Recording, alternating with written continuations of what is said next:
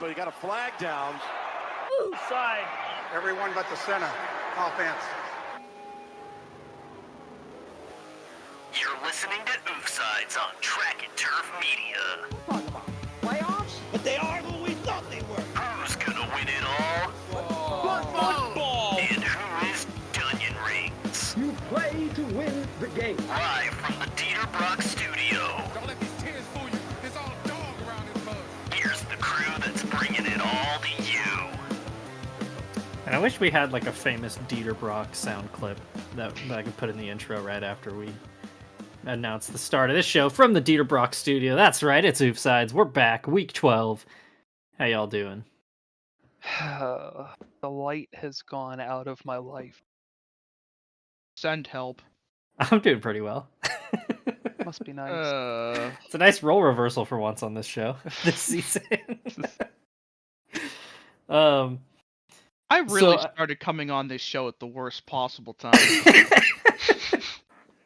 Like literally the first 2 seasons of this show, like right before you became like a regular host of it was like, man, what are the Patriots post Brady gonna be like? And there was some fun games with Cam, and then he got COVID and that all fell apart.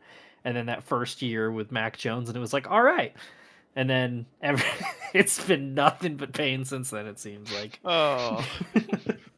I will tell everybody I come across that the pain was worth what came before it, but holy fuck. God, Oh, I feel boy. that. Dude, so I was gonna say I have some interesting stories that I want to share because I can't put these in like my bottom split moments on FRP because we're in the middle of a season break on that.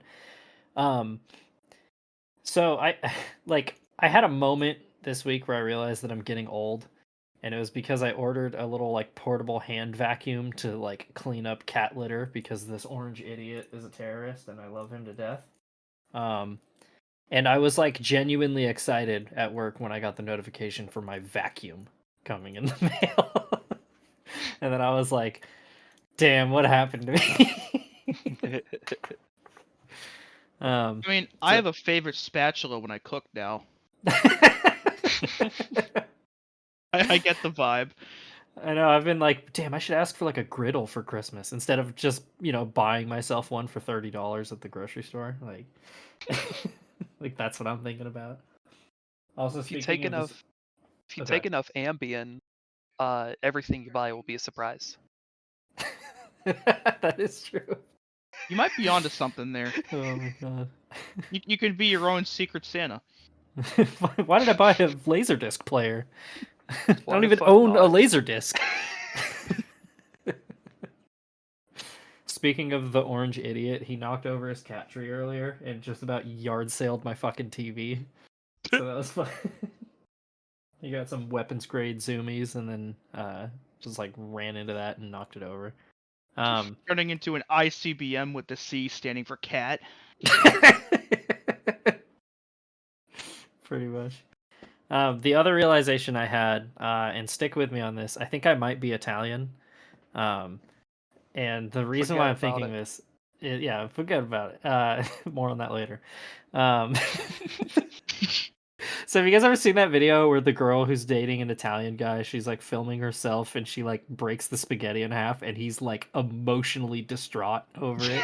Oh yeah. So there's that one. And then on Heed the Call this week, Jordan Rodriguez was talking about where she was at like an authentic Italian place in like New York or wherever.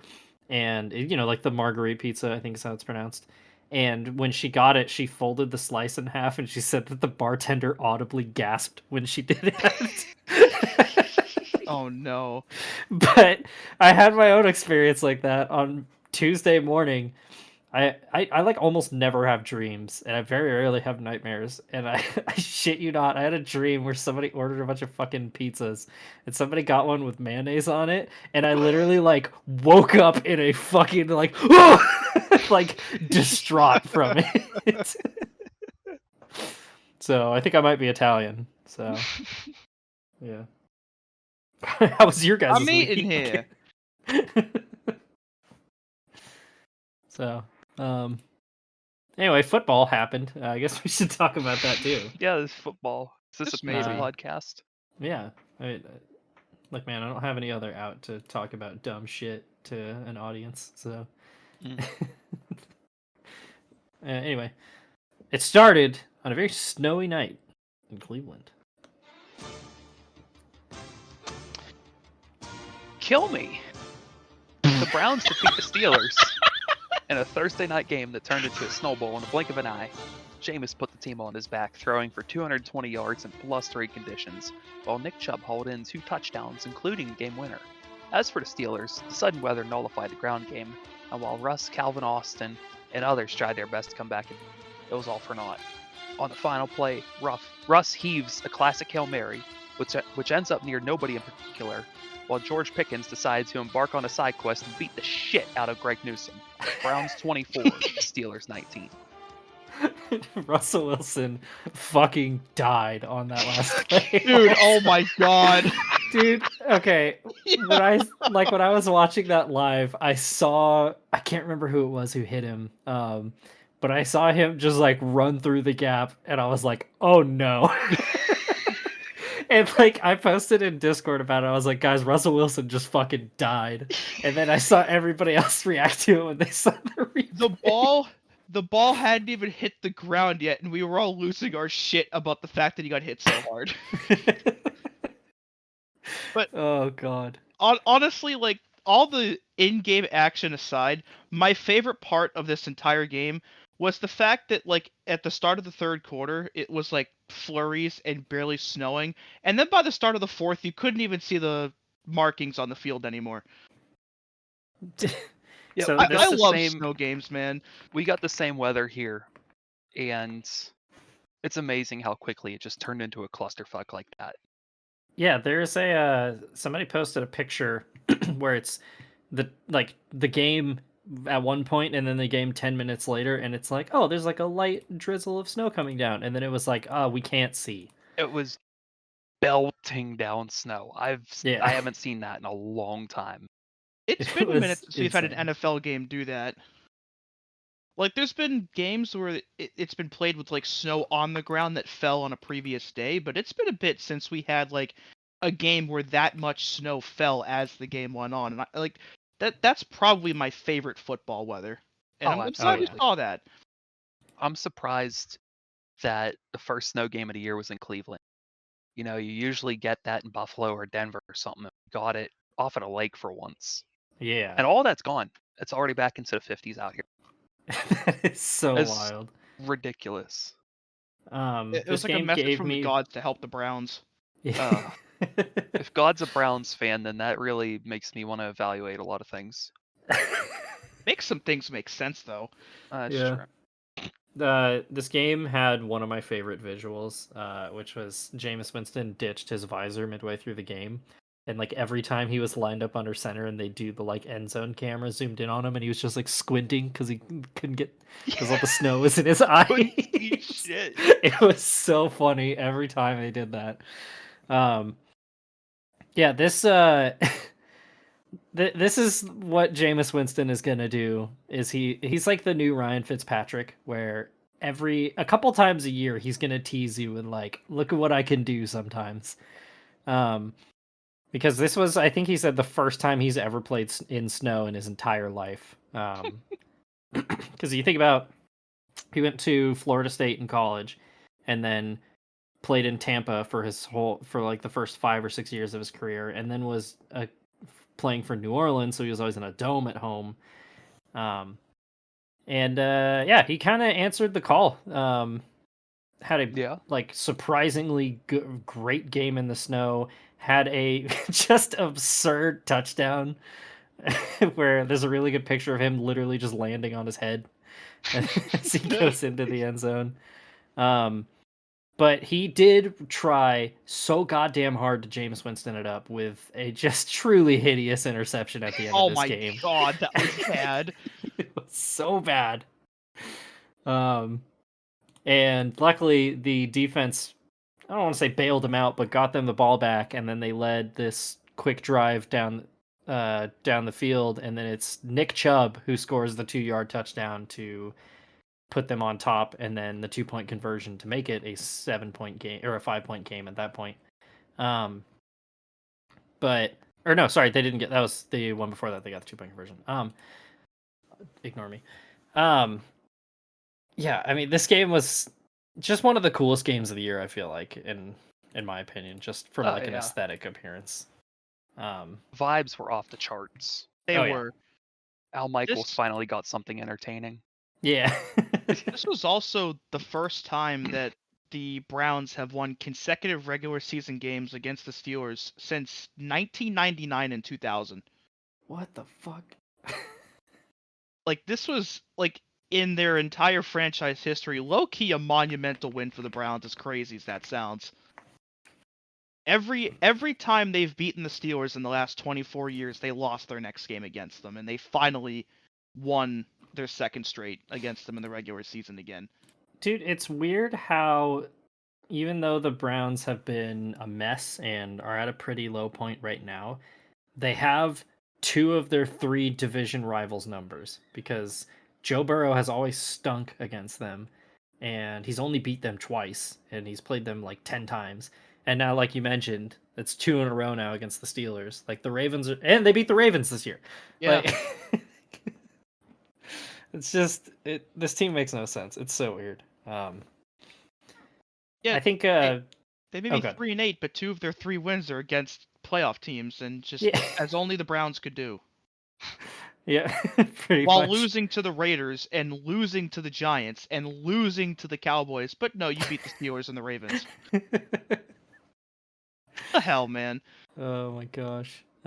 Makes me happy that they started that motherfucker for half of the season and ruined their season. Because now that they're actually a decent team, They're fun they're again. not going to be a threat anymore. So Yeah. everything's okay.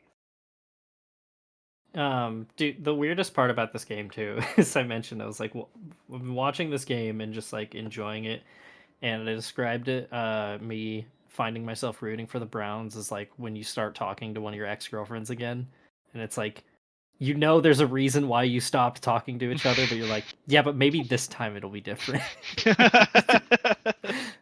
You can't lure me back in, Browns, I swear to God.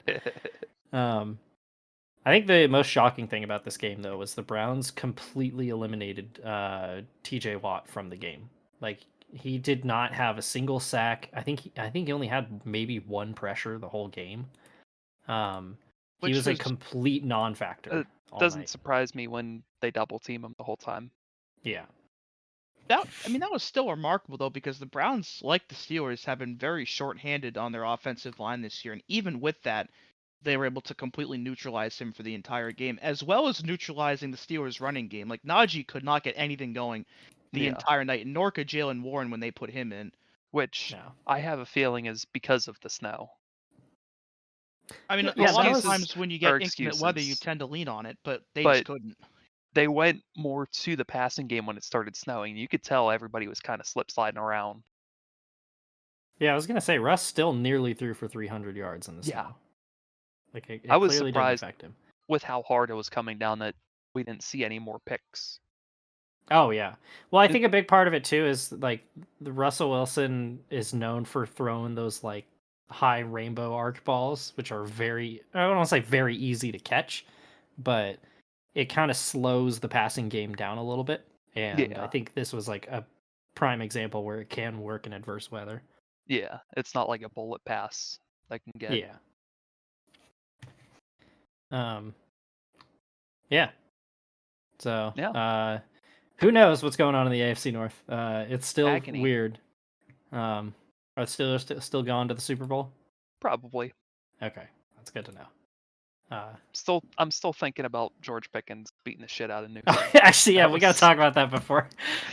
When they first flashed it up, I thought that was a fan. I thought shit was about to go off the rails. Yeah, because he's up against the wall, and there's like a security guard's grabbing him, and there's a couple fans like over, and it's like, is he fighting somebody in the fan? And then Greg Newsome like emerges out from this like trench on the side of the field, and then they show the replay, and it's like the ball is in the air, and he's like, I'm gonna go kill this guy. He just ran him into the wall.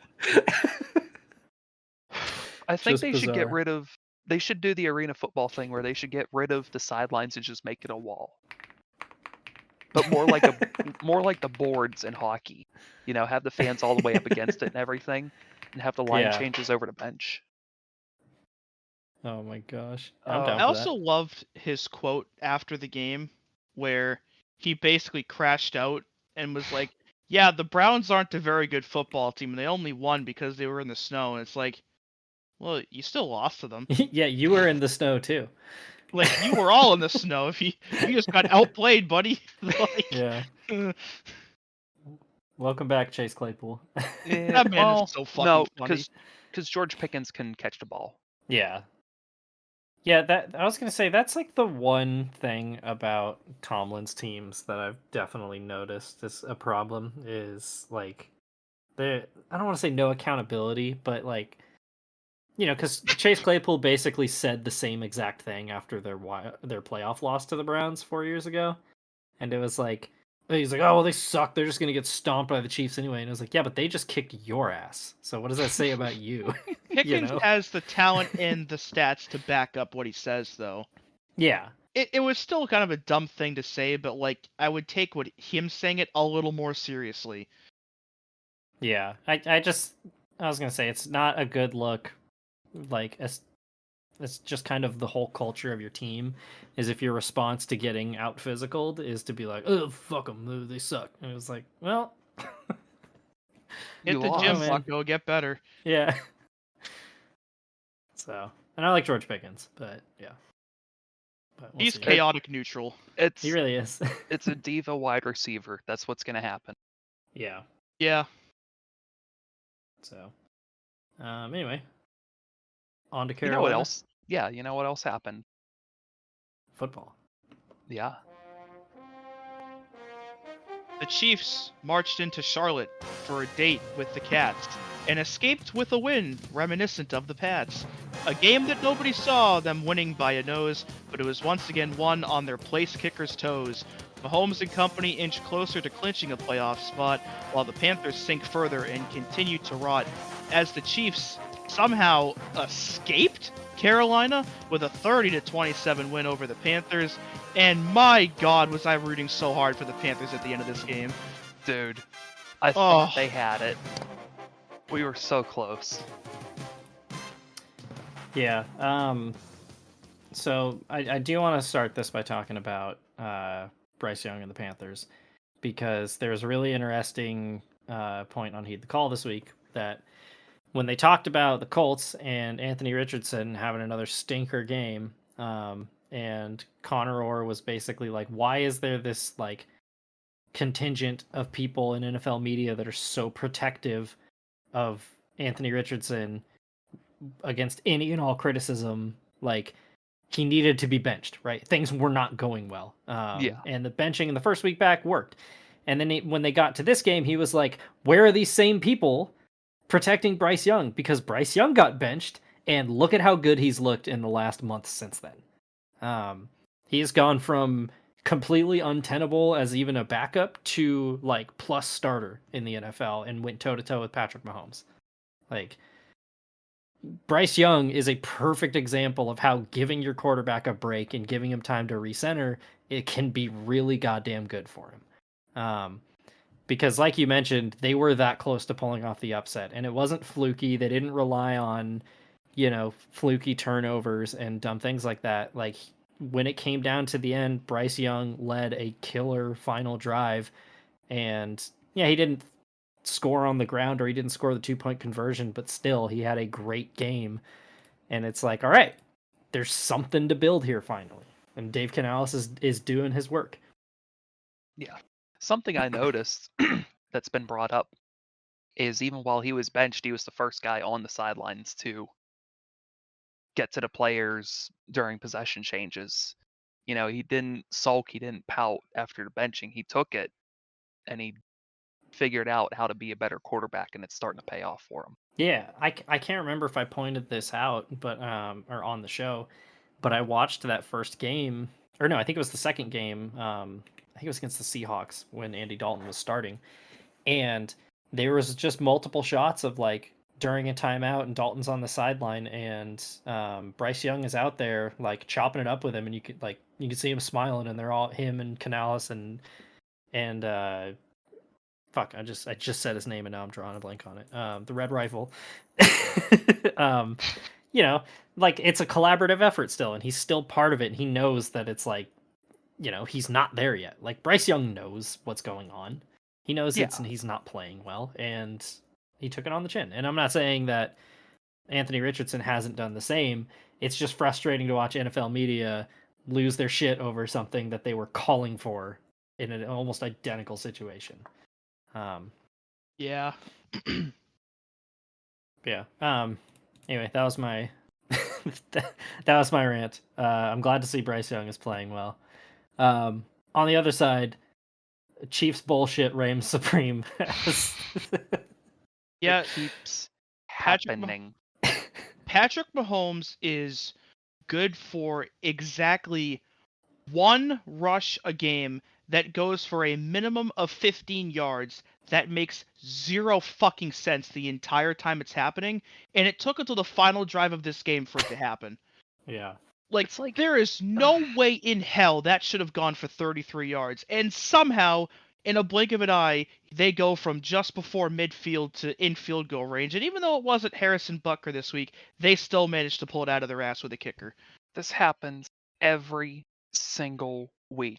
I don't know why they just don't have a guy on him at all times to just Sean Taylor him if he goes past the sticks. Well, I don't think get it. to like from an actual schematic reason, the reason why is because during Mahomes' first 2 or 3 seasons, like Patrick Mahomes is a mobile quarterback, but he's not like, he doesn't have like downfield speed like Lamar Jackson or Josh Allen, right? Like he's kind of like a Fran Tarkenton type, where he's most of his scrambling work is behind the line of scrimmage to buy time, but he can rip one off when he has to.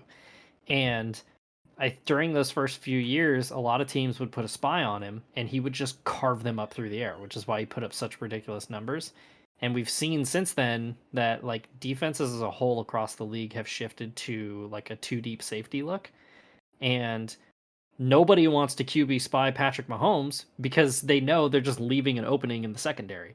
And that's why when he does eventually take off at some point in a game, there's never anybody within 20 yards of him.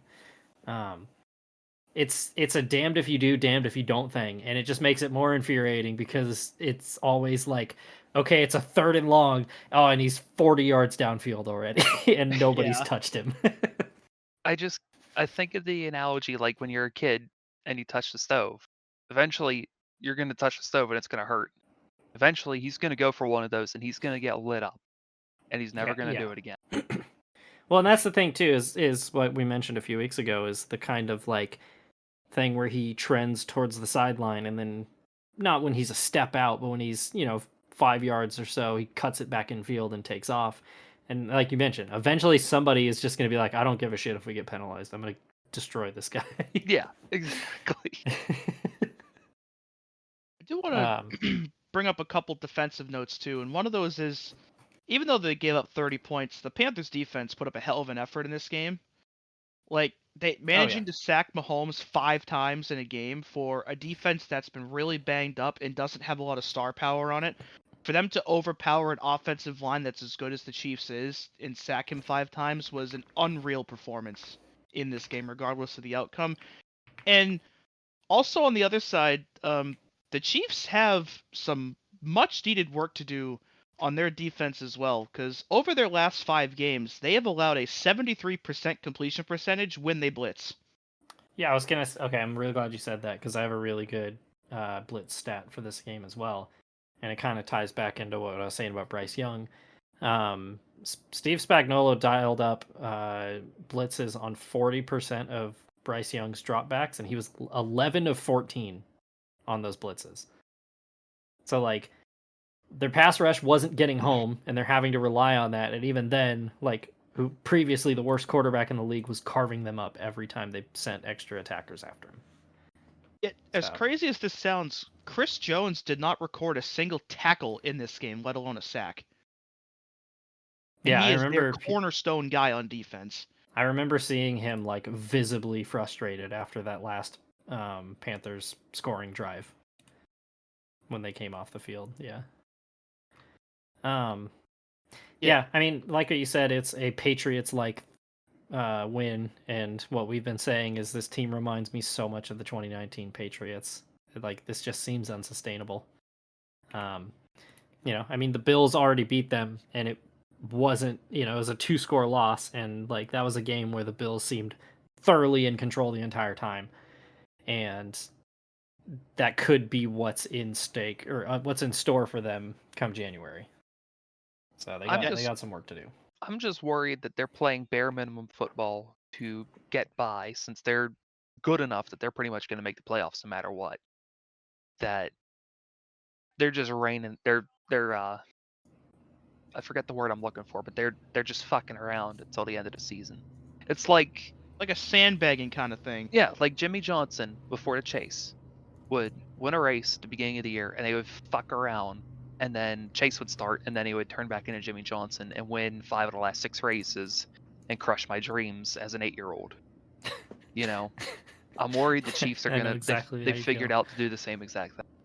Yeah, and I was gonna say that, like, I don't know about that because home field advantage, but I mean they proved last year they didn't need it because they went into Buffalo and beat the Bills, and then they went into Baltimore and beat the Ravens. So yeah, home field doesn't matter to them because not only with the weather, I mean they already play in the loudest stadium, so they're used to it. Yeah. So what can you do? Well, I guess you guys are gonna have to hit Patrick Mahomes. Not that I'm rooting for injuries, but I am. Like, you can't keep Oh you can't keep letting him get away with it. Anyway, on to the Meadowlands, I guess.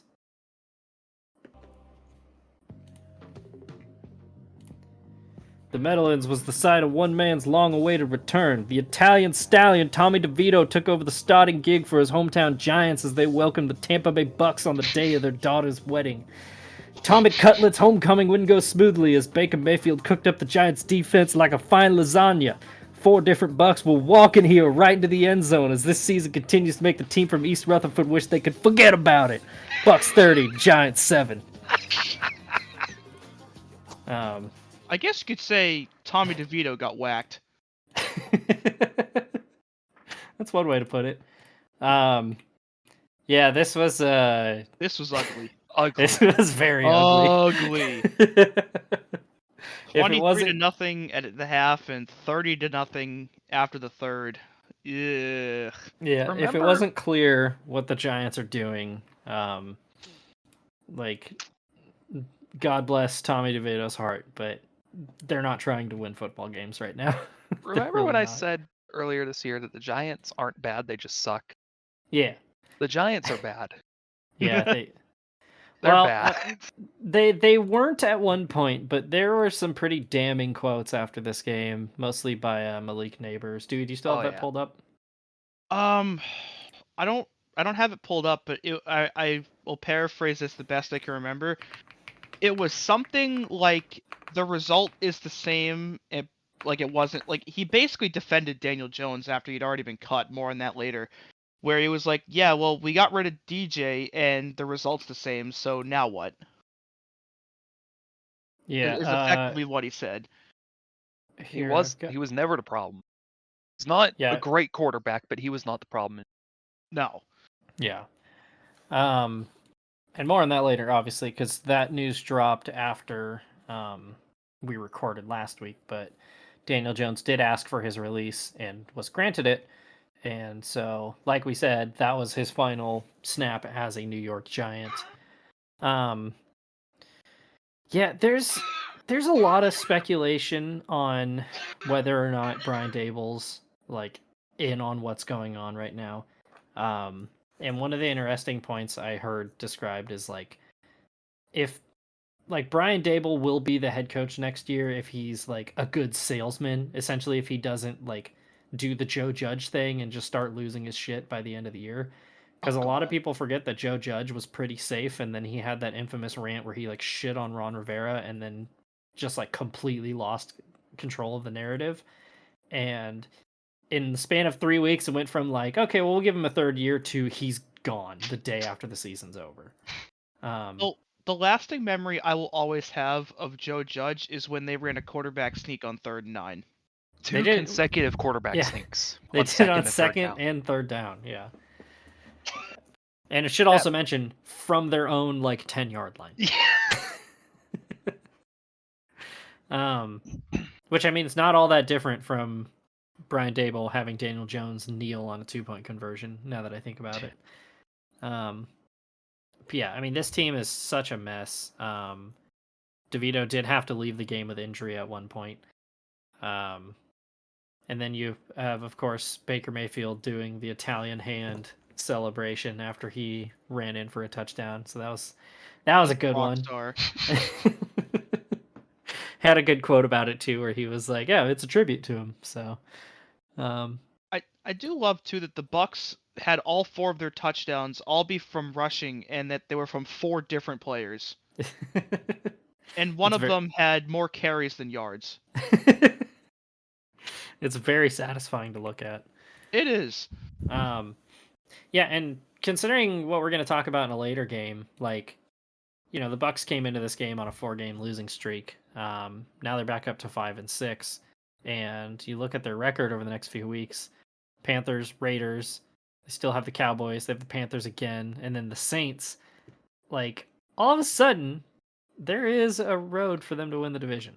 So they still have to, you know, they got ground to make up on the Falcons, and more on them later. But this team's not dead yet, and this is kind of the same thing they did last year. So There's a Well, lot not of only football that, left.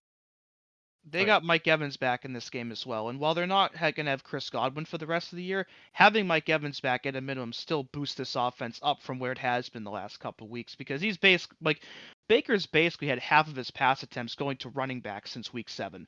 yeah, So having Running that backs deep and ball Cade threat Otton. back in the lineup is huge. yeah. So there's this team's not dead yet. They're still a shot, but they've definitely got their work cut out for them. But I mean, what we've seen with teams like the 49ers, who are kind of crumbling, and the Bears, who have completely fallen out of the playoff mix, like, there might even still be a wild card spot at this rate. So Yeah, It's possible. absolutely. so, yeah. Pretty much everything's still to play for still. Oh yeah. Speaking of the Bears, they hosted the Vikings, and let's go see how that one went. The Bears lost again, but it's not all bad. Caleb Williams throws for 340 yards and leads an incredibly clutch 2-minute drill to pull within 3 of the Vikings. After miraculously recovering the onside kick, Caleb chucks it to DJ Moore, getting them into field goal range, and Cairo Santos drills it to send them to overtime. Unfortunately for the Bears, Sam Darnold continues to beat him, and the Vikings drive right down the field and ice the game with a John Parker Romo field goal. It's still an L for the Bears, but Caleb Williams is finally showing what the first overall pick should be doing in the NFL. That pass over the middle at the end of the regulation was Dude. unreal. I got That chills. was a fucking bullet. Amidst everything else going on, that was a hell of a game that's not going to be remembered. Oh yeah. Genuinely, that was like one of the best throws I've seen a quarterback make this whole season. Yeah. So I have a stat for this game, which is that teams who are trailing by 10 plus points in the final 30 seconds are 0-1,882 this century. The Bears are only the second team in that span to force overtime. Damn. So They tried. they tried. I would like to point out another Bears stat as well from this game. Oh god. That this is their 5th consecutive game where they did not throw an interception. That is the longest streak of games that they have gone without a pick since 1932. They have lost all 5 of those games. Oh my god. What the fuck? Oh my god. What's wrong with the Bears? Dude, okay, here's what's wrong with them. It's their head coach. How much time So- you got? Oh yeah. So, just during that 5-game span, there's a couple things. Like, we already mentioned the Hail Mary where they rushed 3 I didn't think that was a problem, but everybody had a problem with it. I think the problem was Tyreek Stevenson wasn't paying attention. So the very next week when they played the Cardinals, they had that play right before half where they were expecting a Hail Mary, so they sent like 5 guys after Kyler Murray, and then they ripped off a like 70-yard touchdown run, right? And so there's been this like overcorrection from Eberflus. Well, this week we got the opposite, which was last week we had the disastrous blocked field goal, right? This week the Vikings blocked a field goal from almost the exact same point on the field, and I think it was Kevin O'Connell mentioned that they had seen that Cairo Santos had been kicking it low, and so they lined up in the exact same formation that the Packers did last week, and the same exact guy on the same spot on the line got through and blocked it. Oh my god. That's insane. And there was just no philosophy change, there was no coaching or schematic change or anything about it. So I don't know what's going on. Attention to film. What Yeah. pisses me off the most is they're not going to fire him. They're going to wait till the end of the season, leave Caleb with a whole nother coach in year 2, and fuck up the same exact process that they've done. It's going to be the 3rd time in a row. Over I and just over don't and get over it. and over again. Have the Bears ever fired a coach mid-season? I can look this up. Hang on. I feel like that was mentioned. I think it might have been after the Green Bay game where that was brought up somewhere by somebody. Where it was a similar thing to the Steelers, where they just either haven't done it in a super long time or never have. Let's see. George Halas, I think he stepped down as the coach after starting 5-0 in 1942. But that doesn't count. From what I can there tell, were more pressing matters going on here. yeah. Just Yeah, no, they have never fired a coach mid-season. I do wonder if that's part of it. They need to change that. I mean, Yeah. the I'm just Steelers did saying. it with Matt Canada last year, and that Exactly. worked out very well for them. Superstitions and traditions like that get you nowhere. That's just not how football operates anymore. You have to rip off the Band-Aid whenever you need to. And they needed to 2 years ago, and they didn't. And now Yeah. we're here. Well, their owner is also 101 years old, so like change is probably something that's terrifying to her. Yeah. Um, Just imagining 101-year-old Virginia having day-to-day operations like Al Davis did. Oh man. Oh my god. Would that be any worse? I think It it would might be not better. be. Be better. Yeah, what she's if one of- what if she's known what she's doing the whole time and it's the rest of the McCaskey family that won't? That they're trying to You know shove what? her out. I want to believe that so bad. I really do. Free Virginia.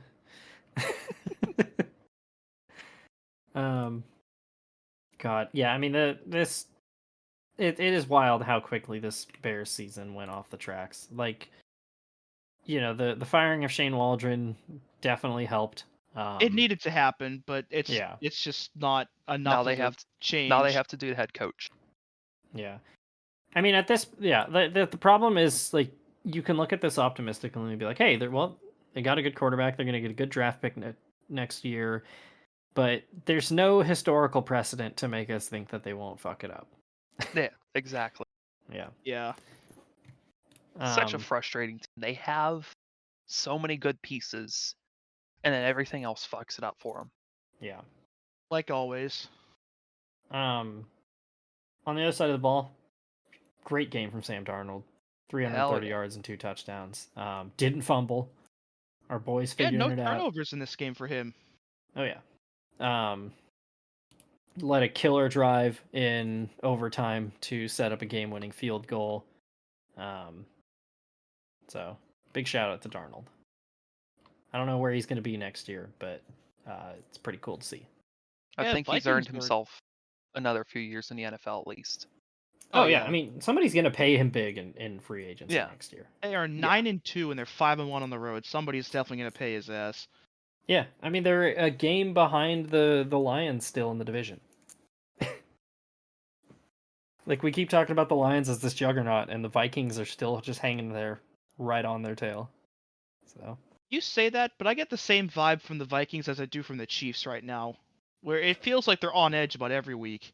Mm-hmm. That is true. Yeah, that's a fair comparison. So I It feels think like the they've both Vikings been can. walking tightrope for 5 weeks, waiting to Yeah. fuck up too big. I think they can win a playoff game, but I don't know if they're like true title contenders at the moment. Is the difference. So, but yeah. So everything coming up, Millhouse in Minnesota. Yeah, good for them. Yeah. On to Miami.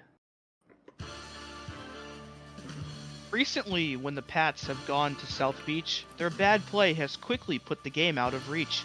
Another drubbing took place at the hands of the Finns, and the O-line was so bad, I wanted to take Zins.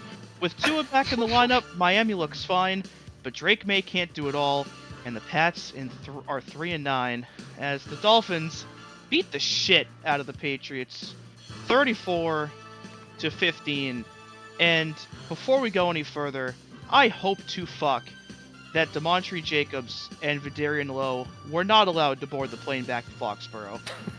Because, oh my god, were they bad. So I have a stat about the Patriots and their penalties in this game. 9 penalties in the first half. 6 of them were pre-snap. Of those 6, 4 false starts, and offensive offsides, and then they also had a defensive neutral zone infraction. Vidarian Lowe was responsible for 3 of those false starts himself. And when Drake May got strip sacked late in the game, it was also Vidarian Lowe whose coverage was blown that led to the strip sack happening. Like I was saying last week, between like he had reduced the penalties, and like him catching the touchdown was cool and all that, but like it seemed like he was getting better over the last couple weeks, and this might have been one of the worst individual performances I've ever fucking seen from an offensive lineman in a game. Oh jeez. Like, it's just, it burns my ass, because obviously the Dolphins just had their number in this game, and Tua has the number of the Pats in general since he's came into the league, but they're just so undisciplined in every facet of the game. There's been so many instances this year where they've set themselves up in a decent to good position, and a penalty just totally fucks them out of the opportunity to do anything with it. I just don't get it. And it's especially weird to see it coming from a team that's coached by a Belichick disciple, that they had essentially been grooming for this job for the last decade, you know? Like, once it became clear that Josh McDaniels was not going to be the heir apparent, it was always going to be Gerard Mayo. And it's just so weird to see the Patriots with these non-Belichickian penalties constantly. And obviously this is still year 1, and this is a rough roster that has a lot of holes and not a lot of depth to it. So I think almost any coach in the league would struggle with this current situation, but I said it before and I'll say it again. I still don't think that putting a rookie head coach in charge of a rebuild was the smartest idea. Like, I think if you have a situation where you have a lot of either inexperienced or young players, that a coach with experience will be able to get more out of them than a coach that hasn't seen something like this before.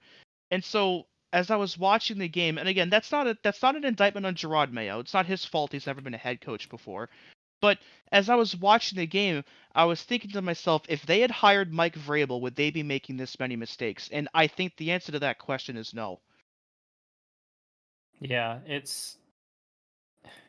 I'm trying to think of, like, God, I completely just lost my train of thought.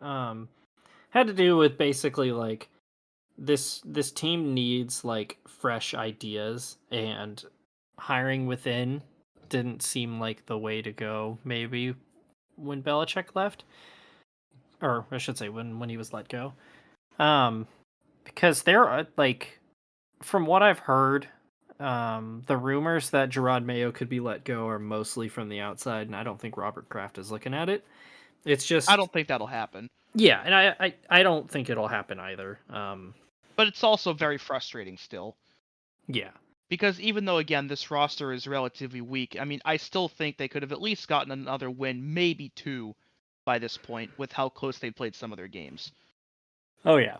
And a lot of it, again, has been undisciplined football. And some of it's just been just bad play in general. Like, allowing Tua to throw for 250 yards in the first half. Yeah. Like, this was, like, it was a tie game after the first, and it was 24-zip at halftime. Like, they just went off and exploded for 4 scoring drives in the same quarter. And it was like, if you kept up your play from the first quarter throughout the second, you'd be looking at like a 7-0 game after the third in contention to win, and instead it was a blowout. So, Yeah. it just unravels so quick. Yeah. And on the Dolphins side, like, this is what this team could have been. Like, it just makes it all the more frustrating that they Who had got hurt? so many weeks where they just didn't have a starter caliber quarterback. It's like you mentioned, 250 yards in the first half, 317 and 4 touchdowns on the day. And like, this team is starting to catch fire. And there was an interesting thing I heard, because the narrative around the Dolphins has been that they can't play in cold weather. And last year, they had 2 losses to teams where it was under 45 degrees. And do you know what those 2 teams were? The Bills and the Bills. It was the Bills and the Chiefs. Like, and that the Chiefs playoff game was a historically cold game. And everybody, like, Dude was getting frostbite in the stands in that game. That was Yeah. not on the Dolphins at all. But yeah, and you think about that, and it's like, yeah, there is this narrative, but like, those are also probably the 2 best teams in the AFC. Yeah. So They're just on a rung beneath them still. yeah, And speaking of cold weather tests, they definitely have one this week. And I think that's going to be a very pivotal game for how both of those teams' seasons go. But, I mean, for now, beating up on a bad divisional opponent to get back to 5-6 is still a pretty good week for the Dolphins. And for where they were a month ago, I mean, they're right back in the playoff picture again. And we might have Dunyan rings them too soon. oh my god, we did put them on Dunyan rings, didn't we? I mean, to be fair, we didn't know then when Tua was going to come back. That's true. We didn't. Yeah, know we if he was did it in gonna week play 5. again. Yeah. But even then, it was. It would be Yeesh. nice if the Pats could beat the Dolphins one of these times, but man, Tua's just got their number. He has still never lost to the Patriots in his career. That is a ridiculous stat. I did not know that. He's 7-0. Yeah. Oh my gosh. And even when he didn't play earlier this year, they still fucking won. So I think they've won like 8 of the last 9 against us now. It feels like Pats Jets, but the other way right now. Dude, okay, quick tangent. I'm looking at the playoff picture right now. We just wrapped up week 12. There are 6 teams in the AFC with 3 or fewer wins. Jesus Christ. That's like half the man. league. Yeah, Or half the conference. just about, yeah. Yeah, the Pats could still be like the number 2 seed if they won out. Yeah. Enough dumb shit happens. That's where we are still. But we Yeah. could also get the number 1 pick. So who the hell knows what'll happen? So, Should do both. like the Rangers a couple of years ago, where they had a chance to win the Stanley Cup and have the first overall pick. Yeah, exactly. Oh my god. Oh my gosh. Anyway, speaking of ass whoopings and bad AFC teams, to Indianapolis. The Detroit Lions continue to get 70 years of frustration out of their system, this time by beating the dog food out of the Colts 24-6. AR and the Colts are limited to just a pair of field goals, while Detroit's 2-headed rushing monster Gibson Montgomery carved up the Indianapolis defense for 3 combined touchdowns. The Jake Bates 56-yard field goal was icing on the cake for the Lions, move to 10-1 and make their claim as the best team in the league. Dan Campbell scares the shit out of me. The Lions have had 25 consecutive games with a rushing touchdown. That is the longest streak in NFL history. Another fun rushing touchdown stat. The Lions are the first team in NFL history that has the same 2 running backs with 10 plus touchdowns in each consecutive season. It's week 12, and both Jahmyr Gibbs and David Montgomery already have 10 touchdowns each. That is ridiculous. Wow. And it is crazy to compare that against the fact that Matt Stafford had like 300-yard rushers in his entire Lions career, just in individual games. And as soon as he leaves, they get this 2-headed monster of a rushing attack. It's like where was this a decade ago? Yeah. Like No offense to Jared Goff, hell of a quarterback. Imagine what this team would be doing if they had Matt Stafford. Terrifying. Yeah, this might be the greatest offense of all time if you put Stafford in it. Yeah, easily. God, yeah, I just looked it up. Montgomery, 24 touchdowns over the last 2 seasons. Gibbs, 20. that Just is absurd. unreal. Ridiculous. That's even like even if you have one running back that does that. Like for example, if it was only Derrick Henry that did that on the Titans or the Ravens, that's nuts. But the fact that you have 2 guys doing that, like, dude. Well, my favorite thing about it too is they like alternate who's gonna have a ridiculous game every other week. Because like they're taking turns. Yeah, like last week it was David Montgomery who was just unstoppable, and this week Jahmyr Gibbs is like, oh, I'll just pick up 90 yards and 2 scores, like whatever. But like, what it makes me think back to is, imagine if specifically the 2014 Lions had this. Oh gosh. Like Oh that my team God. had one of the best defenses in the NFL. Calvin Johnson was still there. Stafford was still there. If they had a rushing attack like this, they might have won the damn Super Bowl. Nothing happened in the playoffs that year, right? Like there was No. Well, actually, no. a very good thing happened in the playoffs that year. I don't know what you're talking about. Oh yeah. On the Colts side, Anthony Richardson did crash back down to earth, like I mentioned, 11 to 28. Yikes. No touchdowns, no interceptions, but just like definitely still completion has some percentage is work to rough. do. Yeah, definitely still has some work to do, like throwing it through the air. He has a 47.1 completion percentage on the year. That's And usually if you're under really 60, bad. it's not good. Yeah. Hang on. For reference, I want to see what Bryce Young's was last year. Because like Bryce Young has not been good, obviously, but let's see. Last year he had a 59.8 and a 60.1 this year. So yeah, like I was mentioning. And 47.1. Yeah. Yeah, over So. his last 5 starts, which includes the Jets win 10 days ago, he is 3 for 4, which that was the Pittsburgh game, 10 of 24, 10 of 32, 20 of 30, and 11 for 28. It is really funny that his one good game is against the Jets. It's so fitting.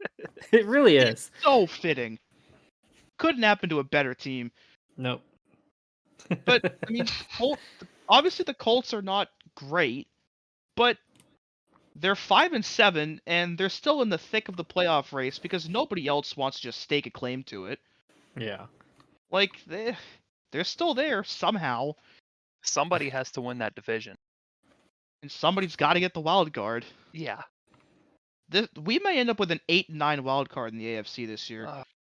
Why did we expand the playoffs, man? It's just more people to get curb stomped. Well, the don't hate one it. problem with that is, Steven, is your Broncos are currently the 7 seed, so. Well, good for them. I mean, Like, talk to me when they're the 6 seed, then I'll root for them. I mean, yeah, exactly. it's the same problem that Major League Baseball had when they expanded the playoffs, because there are just some years where there's a lot of good teams and somebody had to miss. But by expanding it and allowing those good teams in, you're going to end up with other years where you're going to have a team that has no business being in the playoffs, backdooring themselves in because nobody else wants it more. So I think the years where you have the better teams making it makes up for what you're going to get on the off years. I think the trade-off is worth it. That's true. Yeah. The league as Well- a whole is on a downtrend this year. Yeah. Well, I was going to say, luckily, nobody's ever lost to a 7 seed in the NFL playoffs, right? Like, that. No, nobody's team did that last year. No. That's the number 2 seed, right? Speaking of them, should we go there? About them Cowboys. How about them Cowboys? Let me get my notes pulled up. Ah, shit. Oh, I wasn't ready. I segued to myself and I wasn't ready. Proud of you. Our nation's capital was the site of an upset in D.C. of the likes of which haven't been seen since the birth of these United States in 1776. America's team, a symbol of capitalist exuberance, stunned those commies in red with a defensive stand not seen since the Cold War. It was 10-9 Cowboys entering the fourth before Dan Quinn's bunch mounted a late rally, but a special teams meltdown by their kicker was the icing on the cake of a bizarre final minutes. These colors don't run. Back to Siberia for you. Cowboys 34, Commies 26.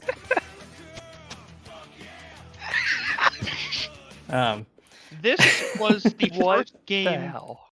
This was the first game in the Super Bowl era with 2 missed PATs, 2 kickoff return touchdowns, and a blocked punt.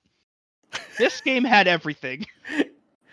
Well, what's funny is it went into half at 3-3.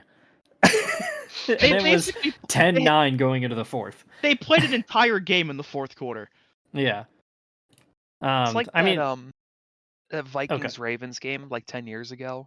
Yeah, where yes. both of them just kept going for it. I love Yeah. that game. Yeah. Wasn't that a snow game too? Yes, it it was. was. Yeah. I mean, this game started with a blocked field goal. Like, it's always going to be weird when that happens. And then the Cowboys missed a field goal on their next drive. So, like, if that's how you're starting your game, there's no reason you should be winning. And then their third drive was a fumble. So, like, again. Well, I would like to point out, though, that in between the Cowboys' missed field goal and the Cowboys' fumble, there was a Commanders' missed field goal as well. Surely that wouldn't Like, bite them we any ass had- later on. The first 5 drives of this game were blocked field goal, missed field goal, fumble. Well, and I like the second half because it takes a complete 180. Punt, punt, punt, punt, interception, punt, punt, field goal, and a half. But then at the end of the game, touchdown, touchdown, touchdown, field goal, punt, touchdown, touchdown, interception. Yeah. So, yeah, I do want to go to the fourth quarter because it was absolutely fuck? nuts. You have, again, it's 10-9. Cowboys are clinging onto the lead. The panic button is firmly out on the desk now for the Commanders in the Cliff Kingsbury offense. You have a Cowboys field goal. The Commies fumble on the very first play from scrimmage, and the Cowboys take that for a touchdown. All of a sudden now, it's 20-9. They trade touchdowns. There's a Commies field goal. They force a punt. And then... Oh my god. Oh. John Carney, eat your heart out. So the very first snap, he throws to Terry McLaurin, and Greg Olson points this out on the broadcast. There's 33 seconds left in the game. All the Cowboys have to do is tackle him, and the game is over. And they're so wrapped up with the idea of we can't let him run out of bounds that Terry McLaurin just runs 86 yards untouched. It's one of the most insane things I've ever seen. They tried so hard to lose this game. It's literally like a 5-yard pass that ended up being a Hail Mary. And everybody's like, holy shit, Jaden Daniels has done it again. It is now 27-26. Their kicker has already had problems, and Greg Olson straight up says, do you want to go for 2 because your kicker's having problems? And Austin Seibert does not even get fucking close. It was like That whoever was the also Ravens a bad snap. It was a bad snap. It was bad snap. So we'll give him that. But that looked like Billy Cundiff's kick in the 2011 AFC title game. It That's was a good unreal. kick. I like that one. How wide it was. And just the ultimate commentator's jinx. Yeah. And then Seibert has a terrible next play on the onside kick where he Dude. kicks it directly to the Cowboys defender. Who was it? Well, the thing with this, too, Yeah. Wanye Thomas. Yes, thank you. The thing with this is all that Cowboys player has to do is go once he gets the ball is go down and Cooper Rush can come onto the field and end the game with a kneel. And instead he runs it back for a touchdown. It's like, Gray, you just made a highlight play for yourself. You also just gave Jaden Daniels the ball back after he's already had a game-winning Hail Mary this year. Did you really want to do that? That was almost a fuck, almost the greatest big brain play of all time to get the ball back by just line drive kicking it at the guy. Yeah. It didn't work out, but if it did work out, I think that's what we would have let off with today. Yeah, it was worth the try. If Yeah. if they had converted that Hail Mary and gotten the 2 to tie the game, we might have been talking about the game of the century, Yeah, let alone game of the decade. they'd probably Oh my still be God. playing. Shit, maybe. We've entered the 8th overtime. Yeah, we got We're rid gonna of the ignore tie that ties rule are a just for thing this in the game. regular season. Yeah, Um, exactly. God. But- Yeah, I mean, Just obviously so the dumb. commies like got a little offense going, but suddenly, we blink over 3 weeks, and this team has gone from 7-2 and looking like a playoff contender, and now they're 7-5.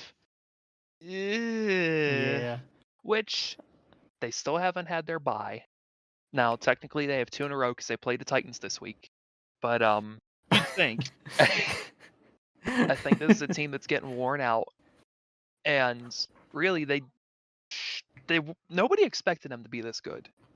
No. That's begin true. with. I They think they they're are coming ahead of back down to schedule. earth. So even though this year is above expectations, I think it's okay to let them slide back down because they have good pieces. That's just the window opened way earlier than anybody else expected. Also, you mentioned they have 2 buys in a row. They actually have 3 because after week 14 they play the Saints. Oh So, shit, that's right. Well, again, you'd think. yeah, that's true. They do have the Yeah. Rizzler, so That's, there's a problem. God. Also, totally forgot about this. Cavante Turpin, one of the most disgusting fucking return or kickoff return touchdowns I've ever seen. dude. Like, does the That was like Deshaun Jackson against the Giants in 2010. that or like the Devin Hester thing where he kind of fakes like he's not gonna run and then he just bolts and puts one of the like nastiest spins I've ever seen in my life. That was nuts. On his Dante Hall shit. That was Oh my God. absurd. Just ridiculous. Yeah, this was one of the weirdest games I've ever seen. And we take those around here. So sorry, commies. Yeah, it couldn't be my team or it couldn't be our team for this week. I had to go back to my original team. So You traitorous bastard. This is your fault. What can I say? I'm a patriot. No, that's No. me. Ah, Yeah, shit. exactly. Ah, get fucked, idiot. Anyway, on Speaking of idiots, to Las Vegas. if you or a loved one has been exposed to Desmond Ritter football, you may be entitled to financial compensation. Gardner Minshew has himself an okay game, throwing for 230 yards and a touchdown to Amir Abdullah in Big 2024. Then he leaves the game late in the fourth quarter after a brutal hit from Cody Barton. In comes the Riddler, who promptly blows a wet fart and nullifies any sort of hope for Raiders fans around the world. Meanwhile, Bo Nix continues to not fuck up and let the Broncos defense do all the work. 2 Cortland Sutton touchdowns and a billion Will Lutz field goals are all the Broncos needed to defeat the Raiders 29-19. We need to get Yeah. Max Crosby out of there. We really do. That poor guy. Unfortunately, Antonio Pierce can't even bench Gardner Minshew again for the rest of the season because he broke his collarbone and he is done for the year. The Raiders were also led in rushing by this game, or in this game, by Sincere McCormick. Who? They were Okay. down both Zamir White and Alex Madison for this game, so yeah. Yeah. Sincere McCormick. What's going on, man? I mean, Jacoby Myers actually had a really good game. Like, but that's where the buck stops. He had 120 yards. I mean, that's damn good for a receiver. That's And they did convert a Yeah. fake punt, which was pretty cool. yeah. Wait, the guy that caught the fake punt was Divine Diablo? Oh yeah. He's a Divine Diablo linebacker. rules. What the fuck? Yeah. Yeah. That's awesome. Divine Diablo was also the guy in that infamous Rams Thursday night game that Baker Mayfield won against them, when they Oh my put God. their last punt where Carlson, whoever the punter is, pinned it down at like the 2-yard line. While the ball was rolling, Divine Diablo was literally hitting the gritty as he was like following it. That's awesome. Mid play. I'll have to see if I can find it. It's so good. I want to give a shout out as well to Denver safety Brandon Jones. Since being released from Junior Motorsports and going to Joe Gibbs Racing, he's picked up an off-season job with the Broncos. Got a hell of a tan as well. Picked up an interception, returned it for about 35 yards in this game. Way. God damn it. Good job, man. I'm Yeah, that glad he's Menards money hitting his coming in stride. handy. I was gonna say imagine a Menards football team, but that's just Oregon Ducks. Pretty much. Team full of Oh my highlighters. Yeah, I'm gonna be honest. I didn't see this game, so I'm relying on you guys for this one. You missed absolutely nothing. Yeah, That's I what I was- figured. So I am entitled to financial compensation. I watched this on Red Zone, and I think I actually cried at one point. How bad football was. I mean, I cried, but it was for Gardner Minshew. But Yeah, definitely. Our goat. yeah. Poor guy. So unfortunately, he's probably not going to be back there next year. So No. Well, actually, good for him. Will he be back anywhere Yeah. next year, though? I mean, good for him, but at the same time, like this man was born to be a Raider, but only Yeah, a but- fleeting moment, unfortunately. The Raider experiment has ended, and I think he's on to farm upstate or something. This collarbone deal. Yeah. Yet, the Raiders this year have scored 37 fewer points than any other AFC West team, and they've allowed 96 more. Jesus Christ. They are bad. Yeah. Man. And that's Man. their 7th loss in a row after being 2-2. God, I gotta go back to our like week 4 review show now and see what we were saying about the Raiders then. See if we were like, man, Gardner Minshew, all right.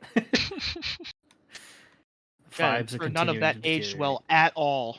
They have No. not scored more than 26 points this season. And Yeah. that was in week 2. Good thing the Patriots Yeah. haven't scored more than 25. Oh God. Fuck! Yeah. So big win by the Broncos. They moved to 7-5. Pretty firm grip on the 7 seed. Let's go down to Houston, where a huge, or actually no, not really a huge battle, because whatever, fuck it, Houston. AFC divisional matchups? I'll have another, where one team only exists because of the relocation of the other.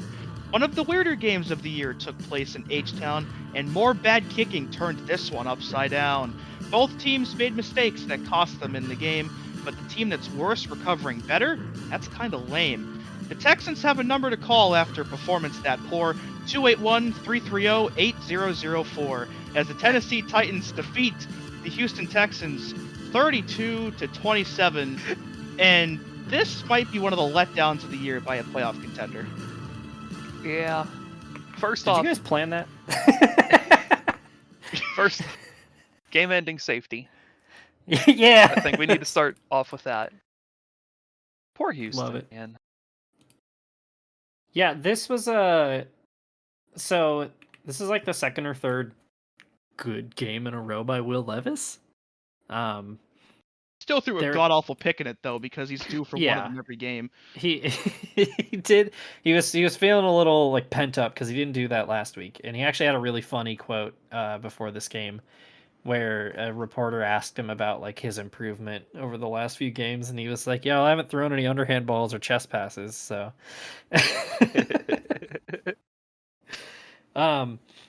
yeah, I am also hitting the panic button on the Texans because this is a game that they should not have. It shouldn't even been close. I mean, this is a ridiculous stat. In the first half, Will Levis had a QBR of 146.5 with 7 sacks. They sacked him fuck? 7 times in the first half and still gave up 20 points. Daniel Hunter had 3 of them. I saw Just- a clip. His spin move is one of the nastiest I've ever seen from a defensive end. Have you ever seen a clip of him doing that? Yeah, it is Yeah. nuts. That guy's nuts, man. Second in the league with 10.5 sacks this year. Yeah. One of the biggest defensive signings of anybody in the offseason. I was Not gonna enough say in this one, though. Yeah, we do got to go to the end of this game because it also had a truly bizarre touchdown that shouldn't have been a score, which was immediately after a touchback. Will Levis just threw kind of like a dump pass to Chigo Okonkwo, and he took it How 70 did he yards. score on this? 70 yards, just untouched, basically. That was unreal. And I also want to point out, so a lot's been said about kickers hitting from longer this year, and specifically Kaimi Fairbairn, who I think has the most field goals from 50 or more yards in NFL history this year, like in a season, and then proceeded to absolutely shank the ever-living fuck out of a kick from 28 yards and cost them the game. That was so bad. Dude, he died on the field after he missed it. Yeah, he literally did just fall flat on his back after. That's gotta be in the just thumbnail. laid there. Oh yeah. Okay, I'm gonna Google this real quick so I don't forget. Yeah, it It looked like he Like, got I thought flat after he missed it. Like it just. I thought last week was Oh. like the worst week of kicking, and then we had two literally game-losing missed field goals. And the extra point from Seibert on top of that. Yeah. Oh man. And then of course, I mean, they're like we had mentioned, they forced 7 sacks in the first half. They can't capitalize on any of them. They force a 3-and-out by the Titans to get the ball back after they couldn't get anything going. They missed the field goal. They force another 3-and-out, and then you have the game-ending safety. And it's like, Is CJ Stroud kind of Dan Orlovsky'd himself on that one? yeah, He was going down regardless, so I'm not He going to was. fault him for that. But It's still funny. it takes a little bit off of Dan's shoulders. yeah. He needs all the help he can get. Jimmy Garoppolo's last year or 2 years ago was still worse, but this one was still pretty funny. Speaking of Dan Orlovsky, I forgot about my least favorite point about Steelers Browns is that it fucking validated that dumbass. Yep. He had his idiotic take about it. He's like, they can't beat teams like the Ravens, even though they just beat the Ravens by just kicking field goals. And then they lost.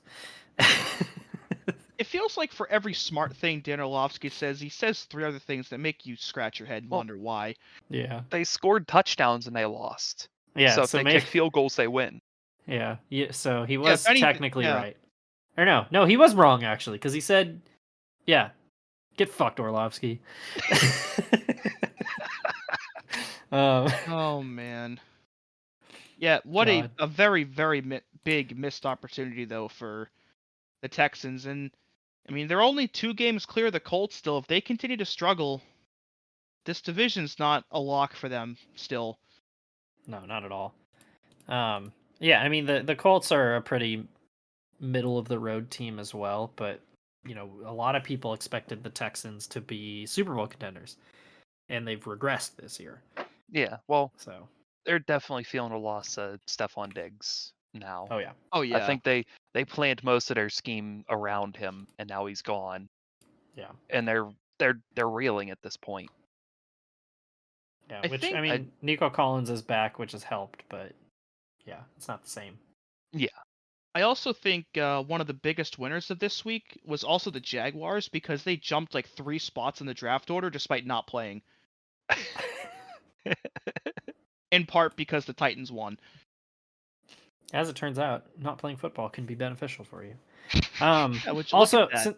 since we're talking about the Titans and we didn't have this in the WTF moments section, I do want to talk about. Did you guys see the Mike Mularkey thing this week?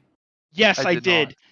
So Yeah. Mike Mularkey went on a pot. So infamously had a pretty mediocre stint with the Titans, and his last season was 2017 when they made the playoffs and then beat the Chiefs. And everybody was like, "Oh God, they're gonna re-sign him now, even though he very clearly needs to go." And Mularkey knew he was getting fired, and so he went on a podcast this last week and said that he knew he was going to get fired, so he called up Ian Rappaport and told him that he was getting an extension, and then literally the very next day he was fired. And so, like, on one hand, it's like, Okay, that is kind of funny. On the other hand, it's like Ian Rappaport is he's much better than Schefter. Like I Yeah. trust him so much more than Adam Schefter. So that is kind of shitty to do to him, especially because he was like still kind of new to NFL media at the time. But then fucking Ian Rappaport on whatever show it was on NFL Network, like basically had a like public therapy session where he like He ranted kind of about crashed this. out, if we're being honest. Yeah, it was like, how about you It was- call Mike Malarkey and talk to him about this? Like, you didn't need to turn this into a public spectacle, dude. And it's funny because it wasn't not Andrew Siciliano, but it was one of the other guys on the show who was like, "Okay, but it's kind of funny."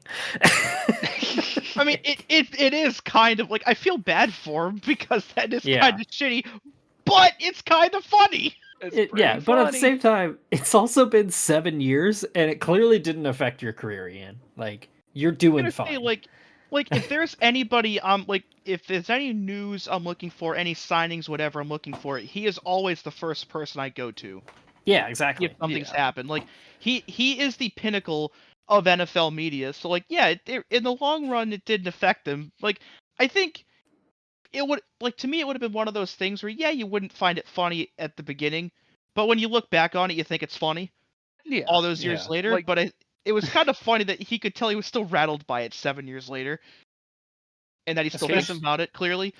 Case in point, personally, the Miles Garrett Mason Rudolph. I was livid about that in a moment, and now it's very funny. Yeah, I was gonna say I Yeah, still you remember had- like how you were reacting in Discord You that had night. an all-time crash out that night. Yeah. Well, like, and the worst part about it too is Ian Rappaport has the ultimate trump card where he's like, "I have a job in the NFL still, and you don't."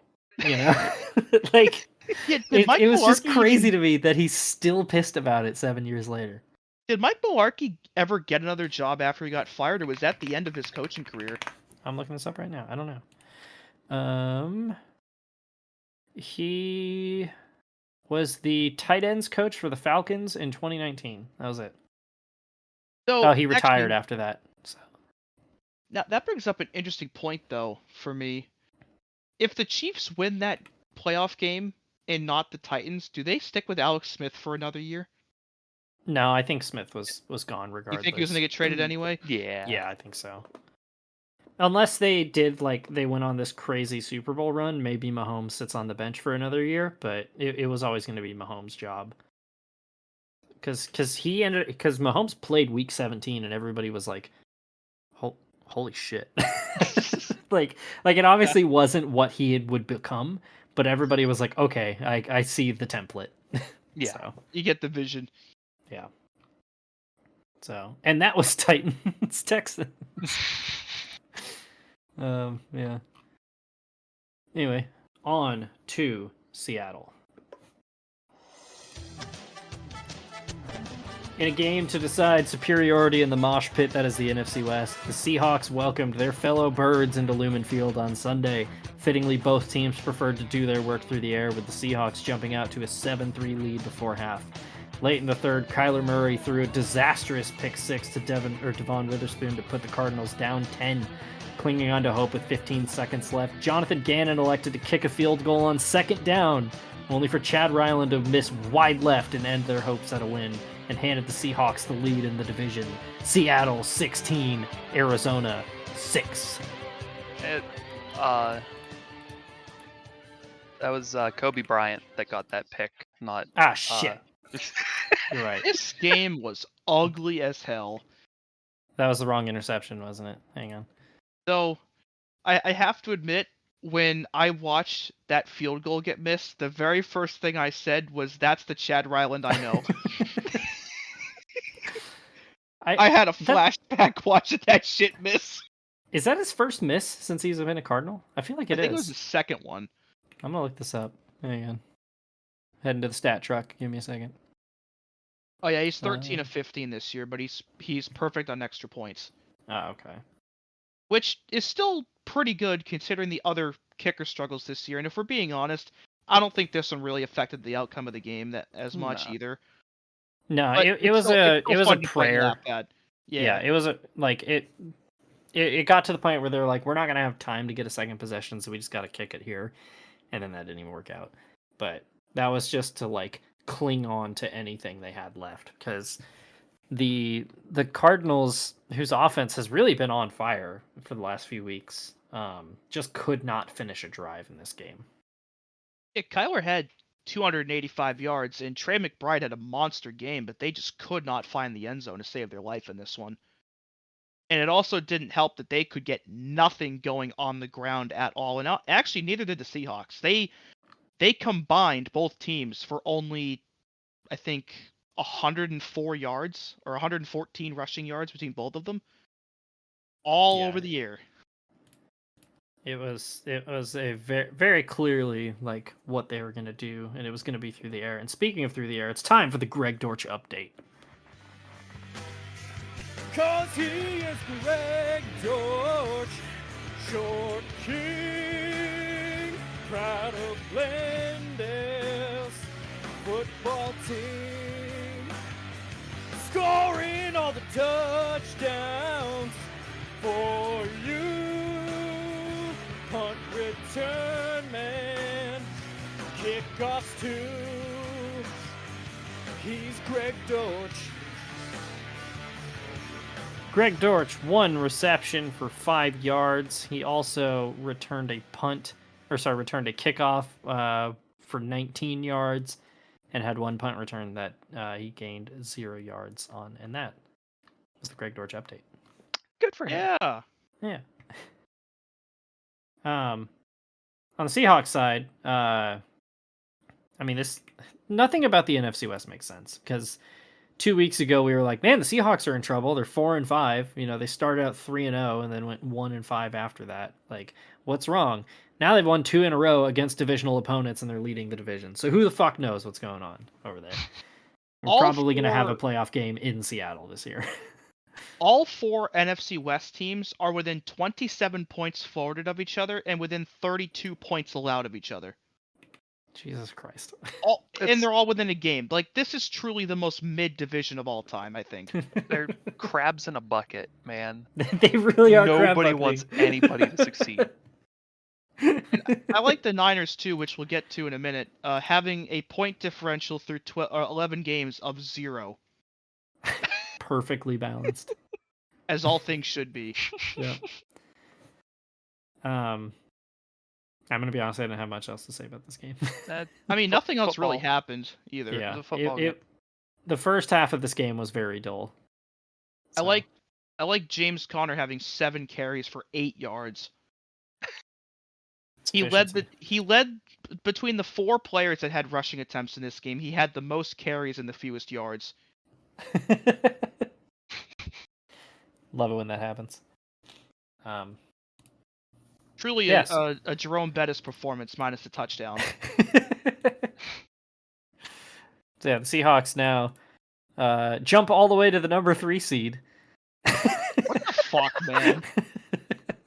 And the Cardinals are what, like 8th or 9th now or something? Yeah, they are the 8th seed. It's so funny to look at the playoff picture, and it's like Lions, Eagles, and then Seahawks, Falcons, and then Vikings, Packers, Commanders. And it's like, this is okay, we gotta fix this. There is a distinct possibility that the NFC sends 2 under 500 division winners to the playoffs in the same year. Oh, give it to me. It's Oh my possible. God. I need that in my along life. with an under 500 wild card. Oh, I need that in my life. Week 18 is going to be a shit show. I can't wait. Yeah. Speaking of the NFC West, though, the 49ers made the trip up to Lambeau. Let's see how that went. A short-handed Niners team went up to Green Bay, and for Shanahan's crew, it was a terrible day. The Packers dominated every aspect of the match, and the struggles for Stan Fran continued to hatch. Mired in a divisional battle between a ram and 2 birds, and the Pack moved to 8-3, and are somehow 3rd, as the Packers shit-stomped the 49ers 38-10, and seemingly took out a decade of frustration out in the process. So, Kyle, I feel like I should get compensation for my losses because you didn't tell me that Brandon Allen is going to be starting this when we did pick they thems on a Wednesday. And Yeah. it's not even like on Fake Racers where we record on a Monday and then we miss all the news that drops the day after that. We recorded on Wednesday, and that wasn't announced until after that. So I think he got hurt. I think Purdy got hurt in practice the day after we recorded is what it was. yeah, Like I think it was a midweek injury that popped up. And like given the Kyle. circumstances, like he didn't do that bad.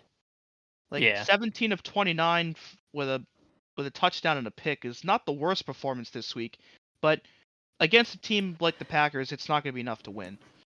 And in this case, it definitely was not. Well, the X factor was the running game. Like Yeah, almost Josh every Jacobs, carry, man. Josh Jacobs was taking the ball from a different point in the backfield. There was, I don't know if you guys have seen it, just a like truly ridiculous play design where he's lined up in the pistol like to behind behind Jordan Love Brandon and to his Allen. right, Oh. and they run a reverse where the receiver runs back across, Love turns, fakes the handoff to him, and as he's spinning, hands it off to Josh Jacobs, who then cuts to the left side of the field where there's like a 10-yard wide gap that he just runs through untouched. Like it's disgusting to watch. Matt LaFleur like- and Kyle Shanahan really are just two peas from the same pod, aren't they? Yeah. I mean, there's that famous screen grab of the Washington coaching staff from like Oh 2015 that had LaFleur, Shanahan, and McVay all on the same coaching staff. Didn't that team go like 6-10 or some shit too? I think so, yeah. Because of course they did. Yeah. Like Um, low-key one of the greatest coaching staffs of all time that did nothing. Well, it's like Kyle Shanahan was the offensive coordinator for I think it was the 2014 Browns that actually like played really well with Brian Hoyer as their quarterback, and then the ownership was like, "We want Manziel," and yeah. Wasn't We all know how that went. God, that team. Wasn't like Mike Pettin their coach or some shit then? I think so, yeah. Christ. And the That was Rod a time. Chudzinski era after that. Ugh. But yeah, I mean the Packers just absolutely dominated the 49ers. Like this game was basically over by the second quarter. It was bad. Yeah, I get it. It felt like they were taking out a lot of frustration that they've had because the Niners have had their number for the last like decade or so. Like the Packers yeah. have won a couple of times against the Niners in that time frame, but every time they met where the stakes were higher, whether it was in the playoffs or whether they were both really good in the regular season, the Niners took it every time. Yeah, I believe Aaron Rodgers is 0-4 as a Packer against them in the playoffs. Which makes it even funnier that the first time they beat the Niners after he leaves is a blowout. Yeah. And that the Jets got blown out by the Niners this year. Yeah. Like, you can't script that shit. No. Yeah, the 49ers are dangerously close to fading away from relevance too. I mean, they're only 5-6. They're still in the division race, but like they've just never caught stride, and they're just running out of time. And at some point, if they don't turn around, they're just going to be a mediocre team. And I don't know what more you can do about that. Not only that, but they have, I think, the toughest schedule left out of anybody. Let's see. They go at Buffalo versus the Ugh. Bears versus the Rams, at Miami versus the Lions, at the Cardinals. And they've already lost to the Cardinals this year. It's a Yeah, it's shame not because the good. Niners are a good team on paper, but they were just too hurt to do anything this season. Yeah. And even though they have McCaffrey back and finally got Ricky Pearsall and all this, they don't have the time to get back unless they really go on a tear. They're Yeah. still missing Drake Greenlaw bad. Yeah. It's crazy to think that like maybe not crazy to think that he's still out, but like, you know, he tears his Achilles running onto the field in the Super Bowl. Just And a here freak we are man. 9 months later, 10 months later, and like this team is floundering without him. Yeah. So, anyway, yeah, again, don't really have much to say about this game. It was extremely lopsided. Yeah. On to SoFi Stadium for Sunday Night Football. Who's going to be MVP this year? Is it going to be Lamar Jackson for the second consecutive year? Maybe Josh Allen for the first time? Maybe Joe Burrow. He leads the league in most major passing categories. He could get it. Maybe Derrick Henry. You're all wrong. The most valuable player of 2024 is the 27-year-old man out of the Bronx, Saquon Barkley. The best free agent signing of the year, ran for 255 yards and 2 scores on the ground, plus 47 more through the air, racking up more yards than the Eagles' outmatched opponent, the Los Angeles Rams, did as an entire team. Your move, voters. Eagles 37, Rams 20. Saquon is so fucking good. What the fuck, Ridiculous. Giants? Why would you The let more- this happen? Go to a divisional rival. The more time that goes on, the worse and worse this continues to look for Joe Shane and the Giants. I mean, all you have to do to look at is they basically picked Daniel Jones over him, and Not even a year later. neither player's on their roster anymore. So this was obviously the most rushing yards in Saquon Barkley's career. It was the most rushing yards by an Eagles player in a single game ever. And he is also the first NFL player to have 500 or more scrimmage yards over 2 games since Walter Payton in 1977. That Walter Payton guy was pretty good. yeah, maybe there's like an award or something named after him, like the most prestigious award in football. Yeah. Yeah, I mean, 314 rushing yards as a team. To put it in perspective, the Rams had 290 total. And this game too is especially frustrating because it was always within reach of the Rams until the waning minutes of the fourth quarter. Because much like their game against the Dolphins, they would put drives together and then they just couldn't finish them because even though he only got sacked 5 times, it felt like so many more for Stafford. Yeah, to borrow a phrase from Nick Saban, the Eagles ran through the Rams like shit through a tin horn. Could not stop them.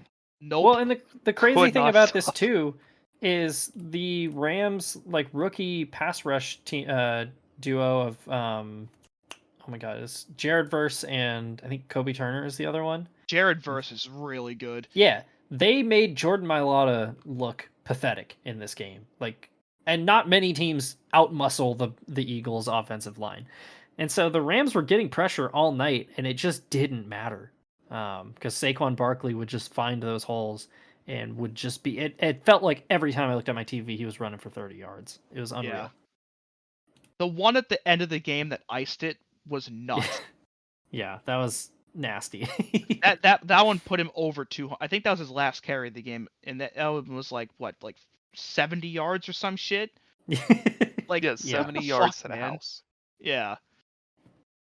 Just like, absurd. A house call to ice the game like that is just most let your nuts hang play possible. and like, good for him. I'm so happy for Saquon that he found himself in such a good situation where he can shine and like be one of the focal points of the offense and actually have the results turn into wins finally. Oh yeah. On the other side, like this game was so frustrating too because Matt Stafford had I don't know if you guys saw it, but the throw he had to Puka Nacua that was just for like a first down, where he basically threw a mailbox into Puka as he was like diving to the ground was fucking ridiculous. God, Matt Stafford's one of those guys that every time I watch him play, I'm like, I cannot fucking believe this guy just like flew under the NFL's radar for 10 years with how much freaking arm talent he has. A literal decade. Yeah. I mean, you could see it like throughout his whole career. It's just the Lions were never able to do anything with him. Yeah. Even to this day, I think it was when he was a rookie in 2009 when he got absolutely murdered on that play at the end of the game against where, the Browns. Yeah. Yeah, and he came back in and somehow threw a touchdown despite like not being able to like move his shoulder. Yeah, his non-throwing shoulder was literally dislocated. And He's have you ever seen the always mic'd up clip of that? Yeah, I have. Oh, it's so good. He's always been that guy. Yeah. But yeah, and it was funny too because on the other side of the field, you had on that like 70-yard Saquon run, and then they just cut to the close-up shot of Jalen Hurts with just a giant smile on his face. Like, man, this is awesome. I don't have to do anything. Good. Yeah. So the Eagles are that kind of juggernaut that we definitely slept on, and I like Saquon is such a good just vibes guy. It seems that like I don't think there's gonna be a collapse again. I Yeah, think he's the X factor and it not happening this time. They've Yeah. won 7 in a row. Yeah. Yeah, This And seems taking kind of out scary.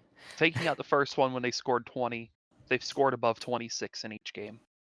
That is absurd. That's terrifying. Just for reference, I'm gonna see where I had them in my power rankings 3 weeks ago. Where did I have them? I hope we booed you for that one. I had them at 11. So here are some teams that I had the Eagles below at that point in the season. The Houston Texans, the Atlanta Falcons, the Washington Commanders. They were 1 spot ahead of the 49ers, 2 ahead of the Broncos, 3 ahead of the Cardinals. Might have got that one wrong. To be fair, you could have made the argument for the commies and the Texans then. Definitely Yeah. not now. Yeah. In the moment, that was the right call, but they've gone on completely different trajectories since. Because a Yeah. couple of those games the Eagles have won were really close games against poopy teams, but now they're really starting to put it together and, look like a legit Super Bowl contender that they were up until the midway point last year. Oh yeah. So Eagles continue to roll on. All of a sudden, I mean, it's crazy that we still have as many bad teams as there are. Like, we have these 3 or 4 juggernauts at the top of the NFC. That it's hard to imagine the NFC title game isn't going to be like Lions Eagles at this point. It definitely feels that way. Yeah. And then we stay in SoFi, where the Ravens came to town.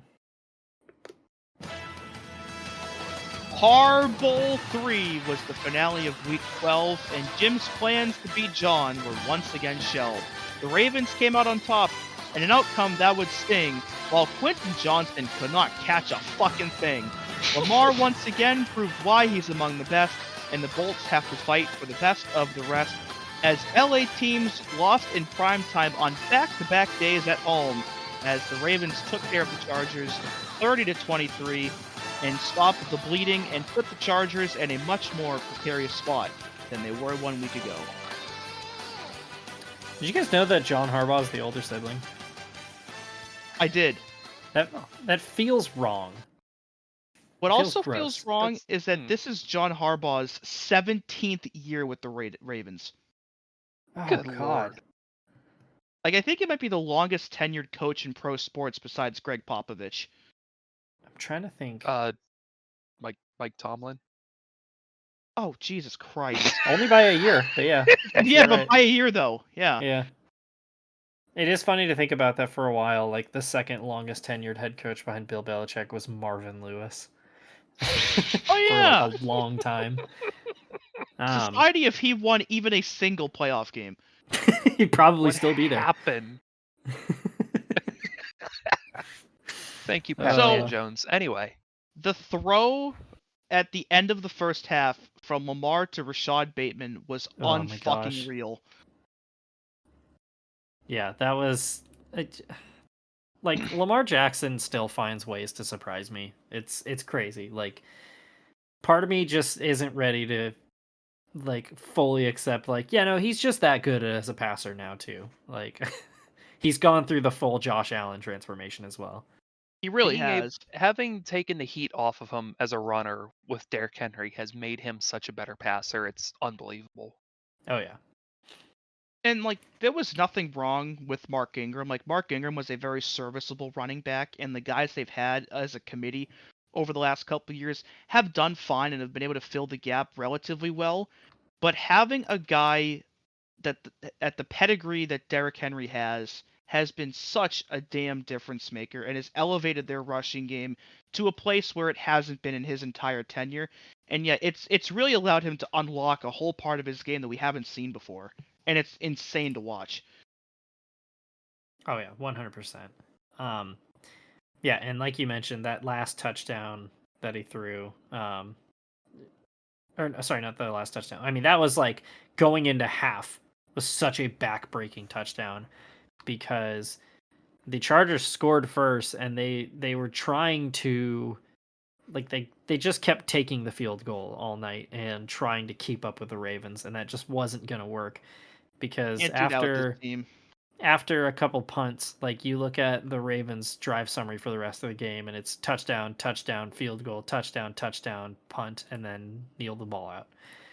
Like you just can't, like, you can't do that. You're not going to be able to keep up with them if you can't get a stop for essentially the whole game. And this has been a very good Chargers defense, and I was just about Lamar to say, just carved them up. Yeah. yeah, they came into this game allowing the fewest points per game in the league of anybody. Like, their defense has really flown under the radar this year for how dominant it's been. Yeah. And God, I just completely lost my train of This thought. was their Actually, first never game mind. allowing 30 or more all year. That is a wild stat. I can't. And That's actually, crazy. prior to the Bengals game, in which they allowed 27, the most they'd allowed before that was 17.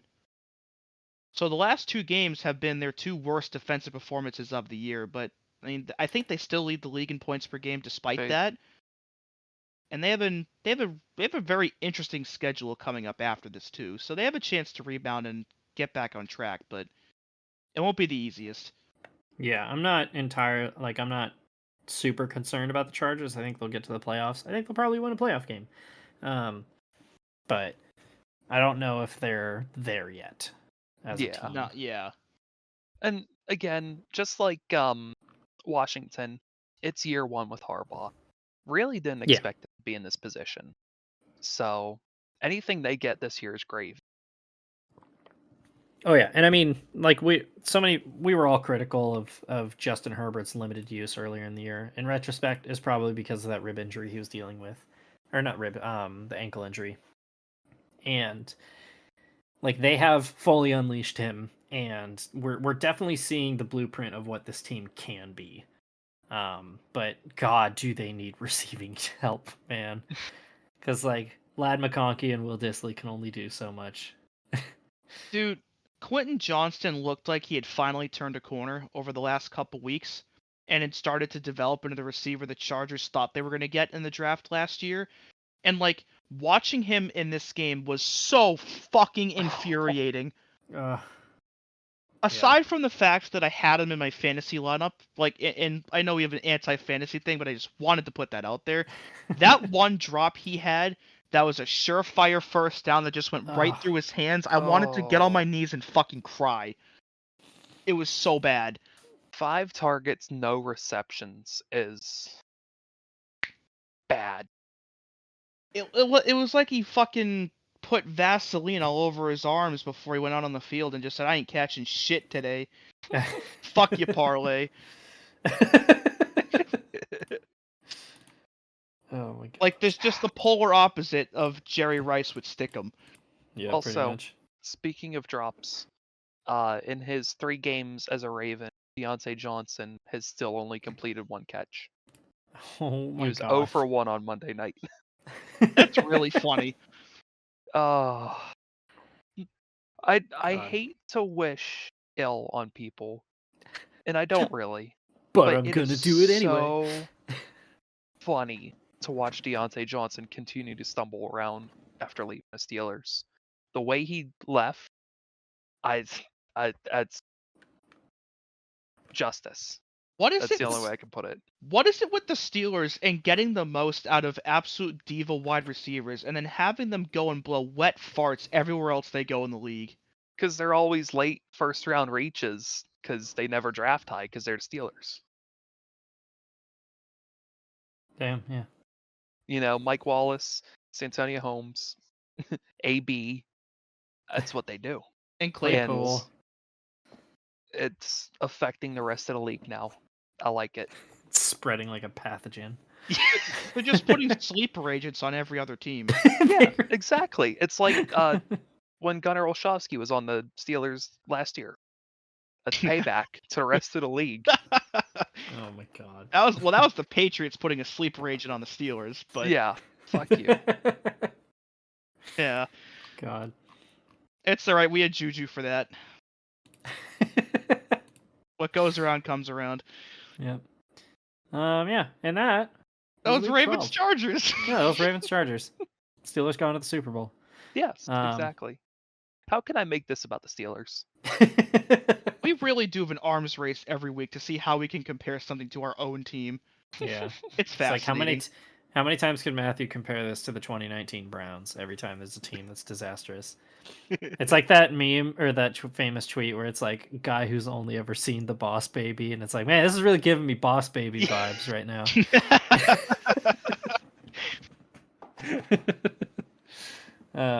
Anyway, let's throw it over to the dues. Another week, another round of injuries that suck, and the first one, triple deluxe, sucks. As Brandon Graham, who had announced at the beginning of the year that he would be retiring at the end of the season, tore his triceps against the Rams, so he is on the shelf for the rest of the year and potentially a career-ending injury as a result. So if he does not end up returning for the playoffs or for next year, hats off to what has been a very successful career for Brandon Graham. Yeah, that's a bummer for sure. Mentioned Gardner Minshew earlier. He broke his collarbone against the Broncos, so he's done for the year. Aiden O'Connell was also activated from IR and is starting on Friday. So Desmond Ridder will not get a start after all, at least not now.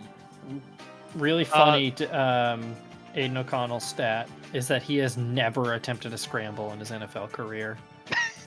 What? He's never scrambled. What the fuck? It's never happened. That's impressive. Also, I didn't mean to just play that a second time. I meant to switch to this. Anyway. The Lions, who have had apparently have not had enough defensive injuries, put their rookie corner Ennis Rakestraw on IR with a hamstring injury. Though he was not the only cornerback put on IR, as the Titans put L'Jarius Sneed, their big acquisition in the offseason, on IR as well with a quad injury. The Commanders put Austin Seibert on IR after the Cowboys game, which leads me to believe he was playing through an injury. And if that was the case, they should not have let him do that because he was awful. I mean, it's literally happened multiple times this year where a kicker was dealing with an injury and then had a terrible game. The 49ers, Jake Moody had that. Yeah. And they also had Austin Eckler, Tyler Biotis, and Andrew Wiley all have concussions in that game. And the Austin Eckler one was fucking bad. That I was forgot to scary. bring Mention that up. that. He got laid out. So I think it's safe to assume at the very least that Eckler's not going to play this weekend. I don't know about the other two, but geesh. The Bucs lost Jordan Whitehead for a couple weeks with a pec injury. The Giants put Azeez Ojulari on IR with a toe injury, so another big hit for them on defense. And Tommy Cutlets, who started this past weekend, suffered a forearm injury and is doubtful against the Cowboys. So we might be looking at a Drew Lock versus Cooper Rush Thanksgiving game. Oh, baby. As we all thought would happen. And My dad's Tim gonna be so Boyle, happy. who wasn't even on the Giants 10 days ago, might be backing up Drew Lock. Oh, man.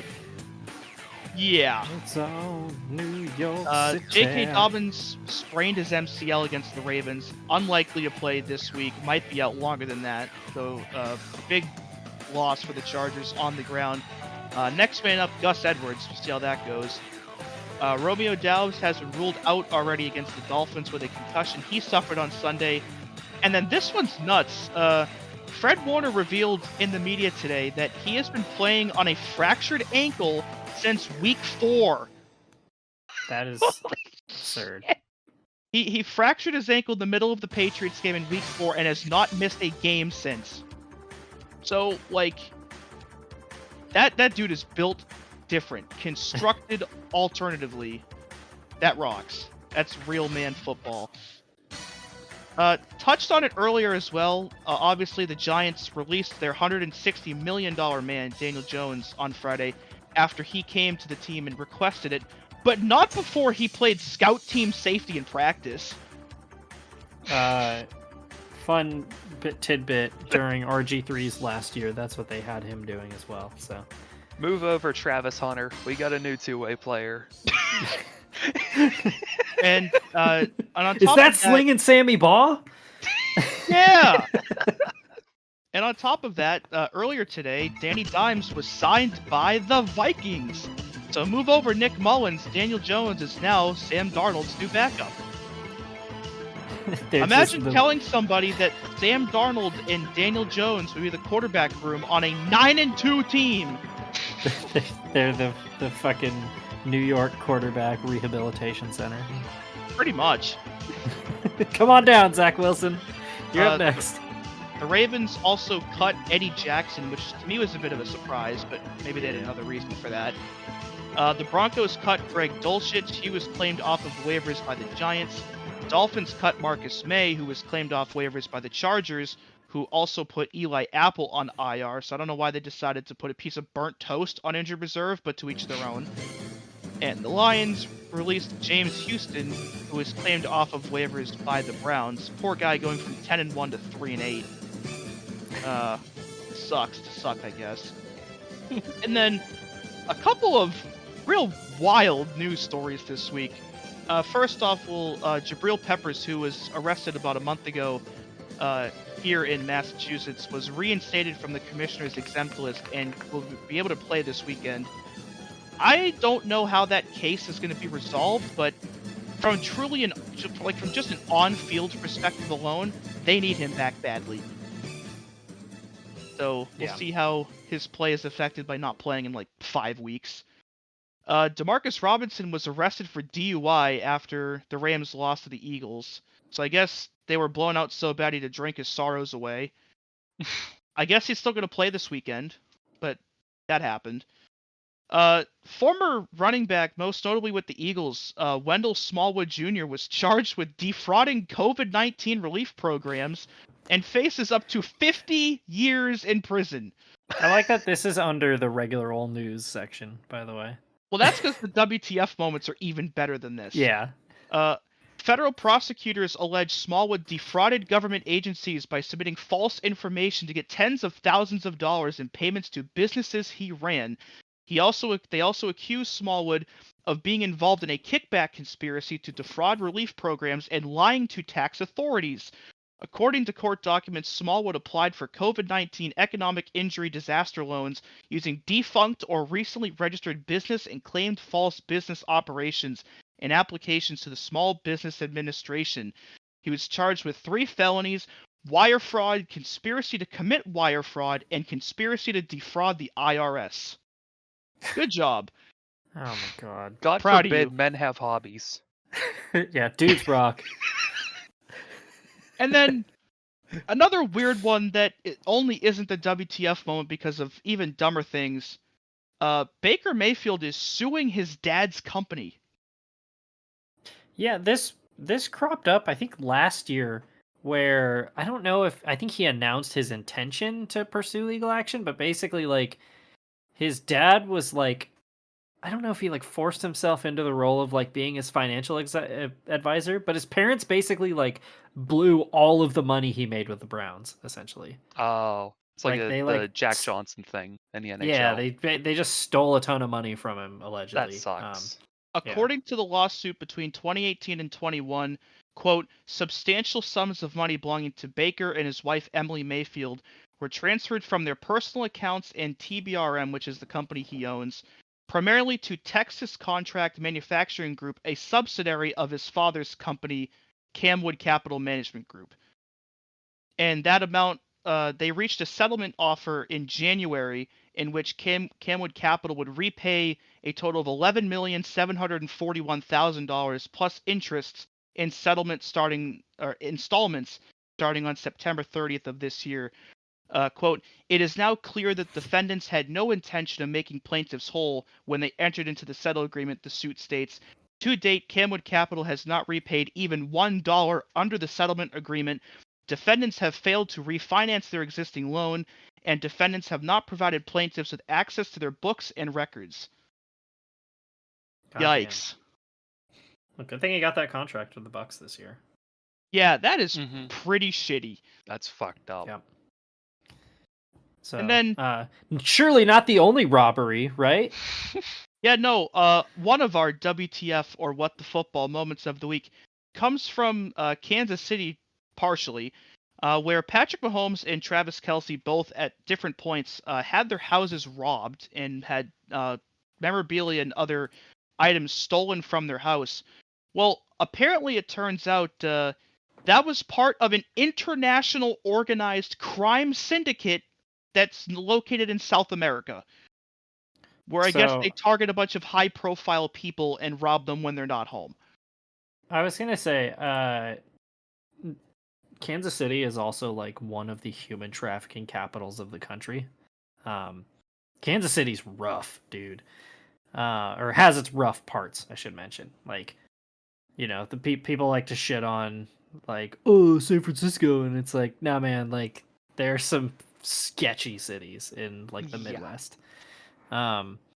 Yeah, I mean, that is just truly absurd, and also somehow this is going to tie into the Hallmark Christmas movie about the Chiefs. So, Oh, god just- damn it. it's now a crime thriller. And then, It's just Die Hard. pretty much. Also, Instead by of- the way, Instead Die of the Hard is scene a where he's Christmas crawling movie. through the air vents, it's like Patrick Mahomes like juking out a bunch of assailants. oh god damn it. Great, another one of those 30-yard rushes where a guy could just light him up and stop him from doing it. Fuck! God. And then our other WTF or What the Football moment of the week comes from the MAC, where Kent State has just finished one of the worst college football seasons of all time. They lost 43-7 to the University of Buffalo last night to finish their year at a winless 0-12 with a point differential of minus 362. So, I had to look into this a little bit more. First off, somebody on DraftKings wagered $100 that they'd win the CFP at 10,000 to 1 odds. He would have won $1 million. Instead, they finished 0-12. They didn't even win a game. So, I guess you could call it a oh no. no No. massacre. Oh. 101,000 people packed into Neyland Stadium in Tennessee to watch them lose 71-0. And then 109,000 packed into Beaver Stadium for Penn State to beat them 56-0. So that's 210,000 people saw them lose. Hang on, let me do the math real quick. That's 117. 127 to nothing. For what it's that worth, paycheck- also, That paycheck's worth it though. Yeah, that's true. I what also it's appreciate worth- that they play at Dick's Stadium. So in that Tennessee game, also they were down 65-0 at halftime. oh my god. So, their games this year, they lost by 31 to Pittsburgh. They lost by 6 to FCS St. Francis, 71-0 to Tennessee, 56-0 to Penn State, 52-33 to Eastern Michigan, 37-35 to Ball State, their closest FBS loss of the year. I just can't get over 27 that they're called Ball State. Yeah, They're balling. Yeah. they were in that game. 27-6 to Bowling Green, 52-21 to Western Michigan, 41-0 to Ohio, 34-7 to Miami of Ohio, 38-17 to Akron, and 43-7 to Buffalo. You didn't even mention the best part about them losing to St. Francis is they're the St. Francis Red Flash versus the Kent State Golden Flashes. Yeah, the singular beat the plural in this Yeah. game. Good God. Yeah. Oh, man. Football. One last thing brought up by Grant, friend of the show, was the end of the Rutgers Illinois game. Which I Oh think my Joey can God. explain Oh, better I don't know for if us. I saw this one. Okay, so Illinois was down, I think, by, was it 2? They One. They were Down by losing one. late in the game with like 20-ish seconds left. And so they lined up to kick a field goal that I think was from like 58 or 59 yards. And they line up. They get iced. Greg Schiano calls a timeout. Former Bucs coach, by the way, Greg Schiano, calls a timeout to try to ice the kicker. And the kicker missed the shit out of that kick. It was not close at all. So Illinois' coach was like, well, clearly we can't make it from here. Let's go for it instead. It was like 4th and 13.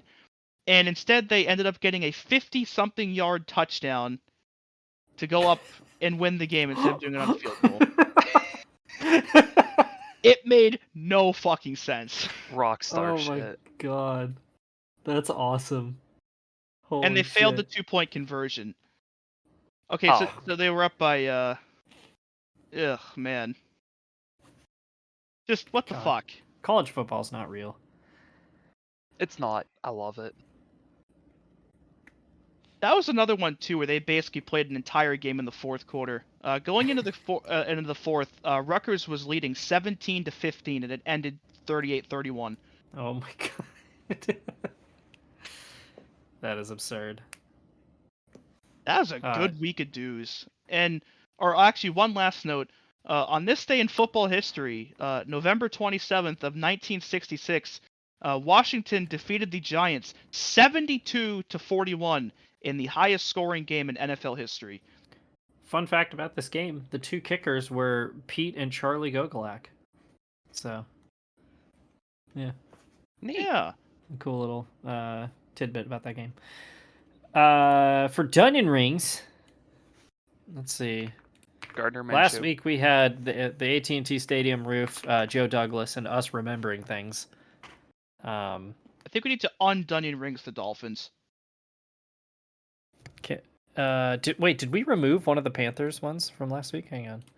We got to do put the them math back real on quick. there anyway because they lost again. So it evens Oh out. yeah, we did. Okay. Yeah. I just remembered. I was like, I can't remember if we did that last week, but I just did the math. We did. So. Yeah. So they got to go back on there again, actually, because they lost. So. Let's see.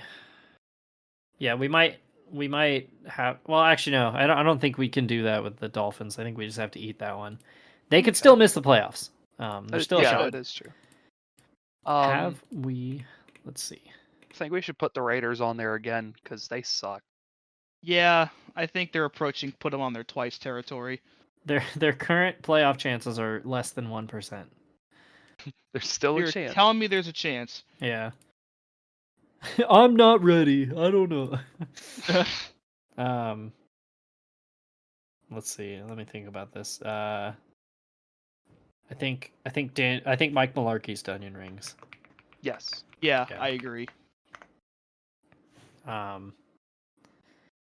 Who else? What else can we mark off? Jameis Winston being able to see. I feel like that's done in rings. Oh, 'cause- Can we finally put the fucking Bears on there, please? Oh, we haven't yet. Can Yeah, we I'm stop kicking the can down the road and put I them on don't know. there? I'm gonna give him one more week. I think we're. He's been saying that like 6 weeks in a row. That's Yeah. just the new bit. Yeah. I've never Wait, yeah, seen... one more week. Just one more. Yeah, I think we gotta. Dude, I've never seen us procrastinate with Dunyan Rings. We're doing the Super Bowl wrap up show. We're like, I'm still not entirely sure about the Bears. I think we should give them another. No, but I think the Bears belong on there. Yeah, they're The done. Bears. Bears. Oh god, the sheet's gonna devolve. Dude, I think I mentioned it. When I opened last year's sheet to use it as a template for this one, and it was just full of pictures of Chad Kelly and Mac Jones mugshots. Don't scroll down in this one. There's a giant picture of Adam. Oh my god! How long has that been there? Most of the season. All Wasn't right. the Hunter Renfro grape picture? Oh in god, last there's year's still an one, too? entire.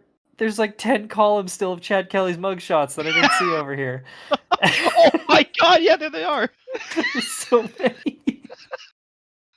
I thought I cleaned this sheet up.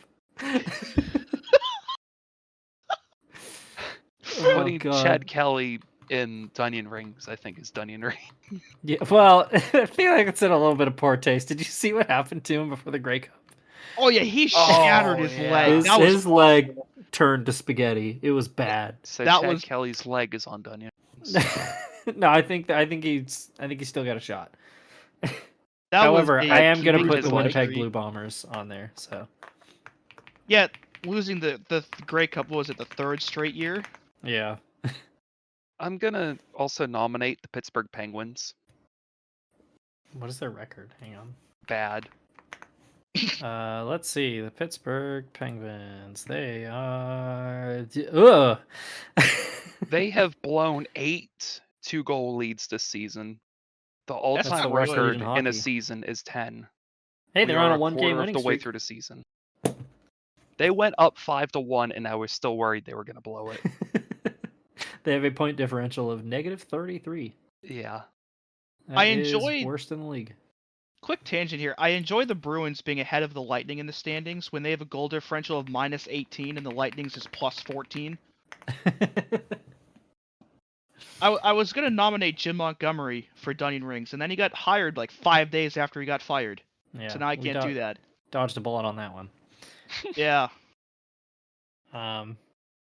Actually, I said James Winston being able to see. I also forgot about the battery in his helmet. That's Dunyan Rings too, because that fell out on his touchdown. Forgot Oh, about yeah. this cyborg shit going on. Yeah. Also, there was a thing I forgot to mention in the Bears game. The old, it used to be Mike Tomlin's signature thing. The old, I'm going to challenge this play because I don't like it. That Matt Eberflus did on that long touchdown run. And hang on, I got to find his quote because it's so stupid. Let's see.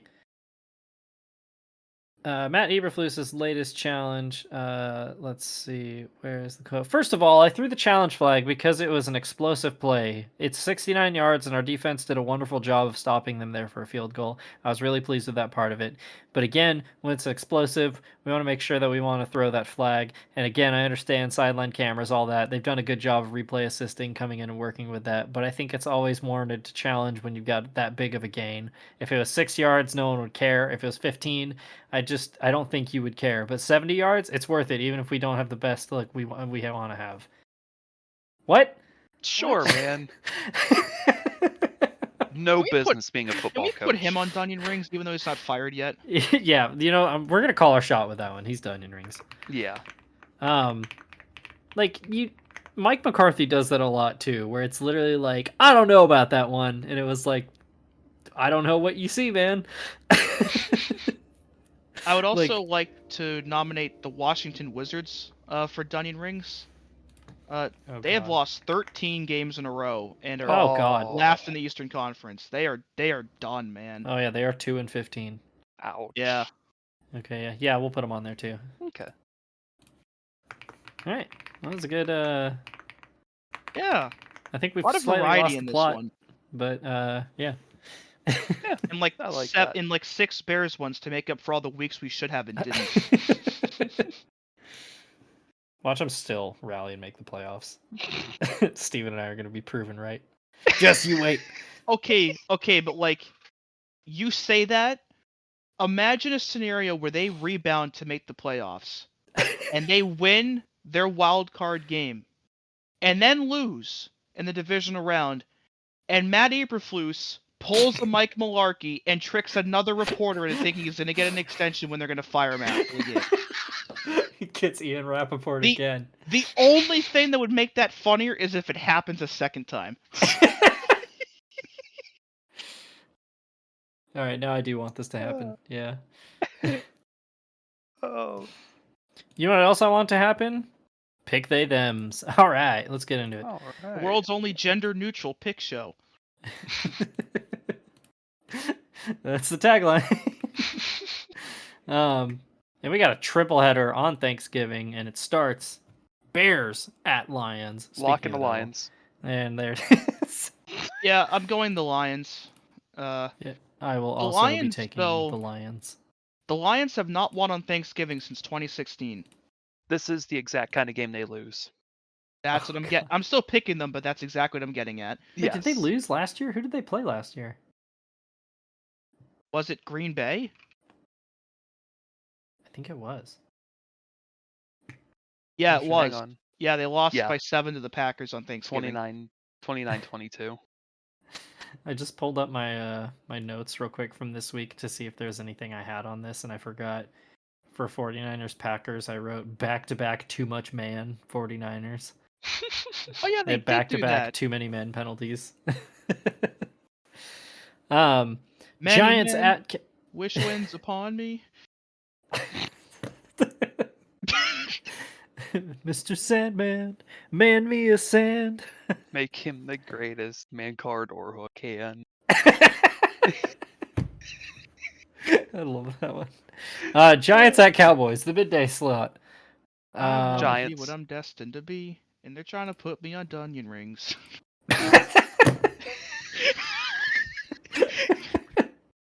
That's Matt Eberflus watching the show. Drew I'm Lock not- versus Cooper Rush. Oh baby, a game Cowboys. of truly no consequences. I'm picking the Cowboys, but this game could be absolutely disgusting. Imagine a Do it. Thanksgiving tie. I'm so tempted right now. Do it. It'll be I great picked the too. Giants. You get a loss as well. You should. Yeah, but die. I'm gonna be watching this game with my dad, and my dad's a Cowboys fan, and I don't want to have to be secretly rooting against him the whole time. You wouldn't be My mom rooting and I are against them, you'd staying be rooting for home. a tie. That's true. My mom and I are staying home for Thanksgiving this year, and it's going to be fantastic watching them somehow blow this while eating Korean barbecue. I cannot Oh, that wait. sounds delicious. Mm, It is I'm gonna going go to with the be Cowboys. fantastic. so. don't see the Dolphins at Packers. Potential huge win for the Dolphins if they pull this off, because not only do they get back to 500, they beat a really good team in the cold, outdoors, and they can put all those narratives of they're not tough enough to rest. Can't believe the I will Packers still are be going with the 8-3. Packers. They're really 8-3 and are in third place. They'd be leading like half the divisions in the league. Yeah, imagine if they were in the AFC South or the NFC West. Are they?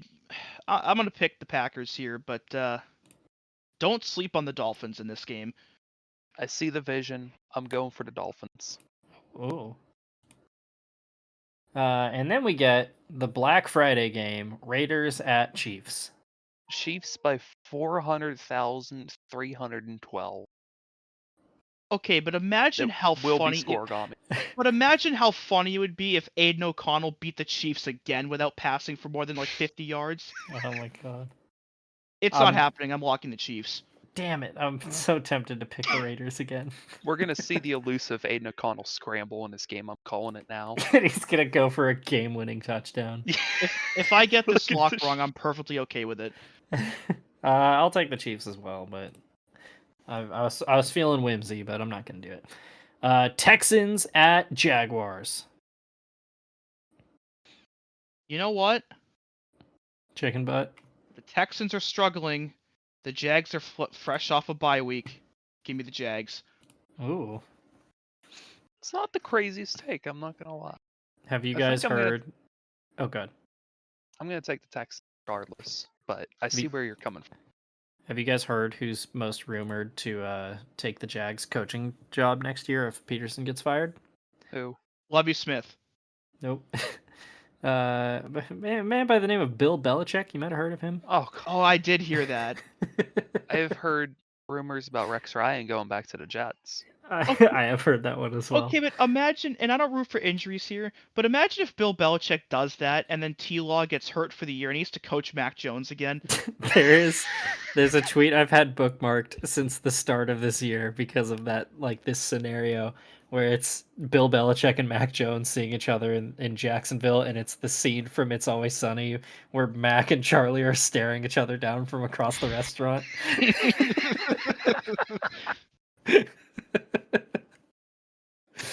I'm gonna take the Texans as well, but yeah, this is not the Steelers. I'm not taking the Steelers in this game. With a steel Or chair. picking Just Tex Tex. now. I'm just taking Tex. I can't type. I think it helps too that this game is in Jacksonville, even though the Texans just lost at home. Like, Yeah. crazy shit usually happens in Jacksonville, so Mm-hmm. Yeah. we'll see. Colts at Patriots. Well, again, you know what I do every week. Yeah. But the Colts are just so hot and cold that, like, I think the Pats have a chance if we get the Richardson we just got this past weekend. I'm gonna But take if the Pat- Patriots if- as well. If I'm the gonna do Pats it. get the version that he had against the Jets, they're fucked. So, Yeah. could go either way. I think I'm gonna have to take the Patriots. Oh, okay. We just had a Pats sweep in Big 2024. I was assuming, Matt, that you were gonna take the Colts, and I was gonna take the Patriots, and I don't want to pick the Colts. For reference, this is the first time I've picked the Patriots all year. Look at that, you're learning. Steven, you've picked them twice, and you are 0-2 picking them. So All right. Good thing I'm 3-9 picking the Patriots. Make it 4-9, come on. let's do it. Chargers at Falcons. Chargers. Yeah, the Falcons had a really ugly loss before their bye. Like, if they come out of their bye week and they're struggling, all of a sudden, the panic button's out and the Bucs are smelling blood in the water. They I'm gonna might take the be Chargers anyway as well. already. Yeah. Although, Chargers Falcons, destined to be a stupid ass game. Oh yeah. Yeah. I'm I gonna predict pick the I Falcons. predict a blocked kick of some kind in this game. Whether it's a Yeah. punt, a field goal, or an extra point, something is going to get blocked. I think off that bye week, Kirk Cousins is gonna remember how to play football again. Because nothing good is allowed to happen to the Chargers. Oh, that is true. But is anything good allowed to happen to the Falcons either? No, so it's gonna be one of those. This is stoppable force, movable object. I'm action changing step- my pick to a tie. Yeah. No, I'm sticking with the Chargers. Oh, coward. Seahawks at Jets. Seahawks. Let's be real here. Yeah. Yeah, I mean, Seahawks. The Seahawks are a pretty inconsistent team, but I think them at their best plays better than the Jets at their best. And there's only really been 1 or 2 games this year we've seen the Jets even close to what they can be at their best. And so I'm going to take the Seahawks here, and the Jets are also just a fucking mess, and I don't want to pick them anyway. The Jets are like that SpongeBob episode when he became a waiter and he threw everything out of his brain except for fine dining and breathing. It's just active fires everywhere in their offices right now. The Jets remind me of Doodle Bob. Put him down. Me hoy, me noy. Imagine Aaron Rodgers going on the Pat McAfee show and just going, me hoy, me noy. He's holding a giant pencil above his head. Yes. But the pencil's hollow out and it's just filled with ayahuasca. Like a fucking Pez dispenser. Oh my god. I think we've slightly lost the plot again. Titans at Commanders. This is like the mother of all trap games. Titans. I just have Ooh. a feeling, man. I kind of have a feeling about the Titans as well. I love our team, but the Titans are building something. Yeah. I can't lie. I think this is a get-right game for our team. The Titans are playing decent, but I think the Commanders are going to sit back and say, we've lost 3 in a row. But like, I don't think they're going to underestimate their opponent, but they say, we've lost 3 in a row, but we're still a damn good team. We're going up against a team that we're better than, but we're not going to underestimate them, and I think they're going to take care of business and win it. I'm gonna... You're gonna? He's gonna. I'll take the commies, yeah. I'm really tempted to go Titans, but my gut's telling me commies. I also haven't figured out what game I'm gonna lock yet. Shit. I want to do that. Yeah. There's some shitters coming up. I'll find Couldn't something. be me. Steelers at Bengals. Steelers Oh by boy. 804 and a half. Yeah, I'm going to take the Steelers as well. I guess I'll take the Bengals just to be different. So I mean, I think Joe Burrow's going to throw for 800 yards and then lose 35-32. this Steelers is a can't Onion score more Rings than- bowl, though. I think if the Bengals lose and fall to 4-8, they're done for the year. Oh yeah. Yeah, Yeah. I would agree. So there's an absolute must-win game for them. Pretty much every game from here on out is going to be a must-win for them. Yeah. Cardinals at Vikings. Oh. I'm gonna go Vikings actually. Yeah, go Darnold. Sorry, Dorch. Gonna go with my other boy. It feels like the Cardinals are good and bad like every other week. And they were bad last week, which means I think they'll be good this week. I'm going to pick the Cardinals for the upset in this one and get a huge win. Vikings. God, They're going to this is so channel what tough. they did in 2003. No! No! There are Minnesota Vikings crying on the field. Rams at Saints. Rams. Yeah, I think big bounce back game from the Rams here. Sorry, Rizzler. Yeah. It's a good thing this isn't 2018. Give me the Rams. Oh no, not that game. Bucs at Panthers. Bucks. Don't sleep on the Panthers in this one, though. They're getting better. Genuinely. Yeah, I don't want to sleep on the Panthers, but I might have to lock the Bucs. I don't really see another game I can lock here. Panthers. I see one that Oh you could. shit. They're getting hot. I'm just saying. Just Game like could I Titan. lock? I could lock the Texans, but I don't feel good about the Texans. Eagles at Ravens. Huge game. Bird Bowl. I Potential cannot wait Super for this Bowl one. matchup. Yeah. Boy. I'm gonna Basically- take. Oh god. No. This running back matchup between Derrick Henry and Saquon Barkley could be generational. Yeah, that's what I was gonna say. These teams are mirror images of each other. That's exactly what I was about to say. Yeah. I'm gonna I'm give gonna the Ravens the edge in this one, but I honestly don't like this. To me is one of the toss-up games of the season. I'm gonna take the Eagles. Oh god damn it! I have Saquon to is be just the damn fucking good. tiebreaker. Tie. I'm not good picking the Ravens this year, but I'm very good at picking the Eagles. I'm gonna say the Eagles. I'm gonna take the Eagles. Yeah. And Steven, you had Eagles too, right? Yep. I cannot wait for this one. Sunday night football, 49ers at Bills. Bills by a lot. You know what? Lock the Bills. Let's go. This is honestly a pretty lockable game. Yeah, There's the more I thought about it, I was like, yeah, lock the Bills. A couple of notes on this game as well. One, there is snow in the forecast, and two, Hell yeah. If the Bills win this game and the Dolphins lose tomorrow, the Bills will clinch the AFC East. In week 13.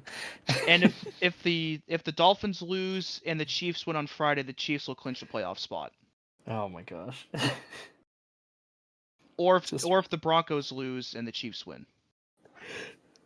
Yeah, week 13 we already got playoff scenarios because of course we do. You love to see it. Yeah. You had the Bills as well, right? Yeah, I do. The Niners are just too beat up right now. Even if they get Yeah. Purdy back, they're just in a funk with too Yeah. many injuries. And then finally, Monday night, Browns at Broncos. Broncos. Yeah, give me the Broncos. I think we had the good Jameis Winston this week, and then next week we're gonna have the bad Jameis. So Broncos all the way. Bernie Kosar might get PTSD watching this one. Oh God, I didn't even think about that. I'm gonna go for the Broncos sweep here. With an offense this inconsistent, I think the Broncos defense is gonna have a field day with this. Yeah. I didn't even talk about our shit ass week last week. Dewey and I both went 8-6. Steven 6-8, lost his Commanders lock. My bad. Bad times. I love watching the line graph that shows our pick progression and how we've all just flatlined right around the middle. Lovely. Jeff Fisher, eat your heart out. We're nothing but consistent. And that was Oofsides. What a show. All right. Yeah. What a week. It What a season. kind of went all over the place. Yeah. That's how the show usually goes. Mm-hmm. I'm either gonna look like the biggest genius or the biggest idiot after this week. As is football. No FRP right now. Obviously, we're on our seasonal hiatus, I guess. But you can hear more of this show. Joe's probably live streaming something at some point. You can follow all of us on our social medias. Maybe I'll actually post something on Blue Sky this week. We'll see. Probably not. Don't get your hopes up. Anything you guys want to say? Football. Football. I'm gonna say you might want to post on Blue Sky now. They're getting a lot more people now. Yeah. Just get requires me that- to do things. Yeah. Just Well, start doing things. I don't wanna. Do it. No. Football. Yeah, Football. those Oofsides. Happy Thanksgiving. And we'll see you next time. No. We won't see you next time. That's a Goodbye. podcast. We You'll won't hear see us you. next time. Shit. All right, Matthew, end the show. Get us out of here.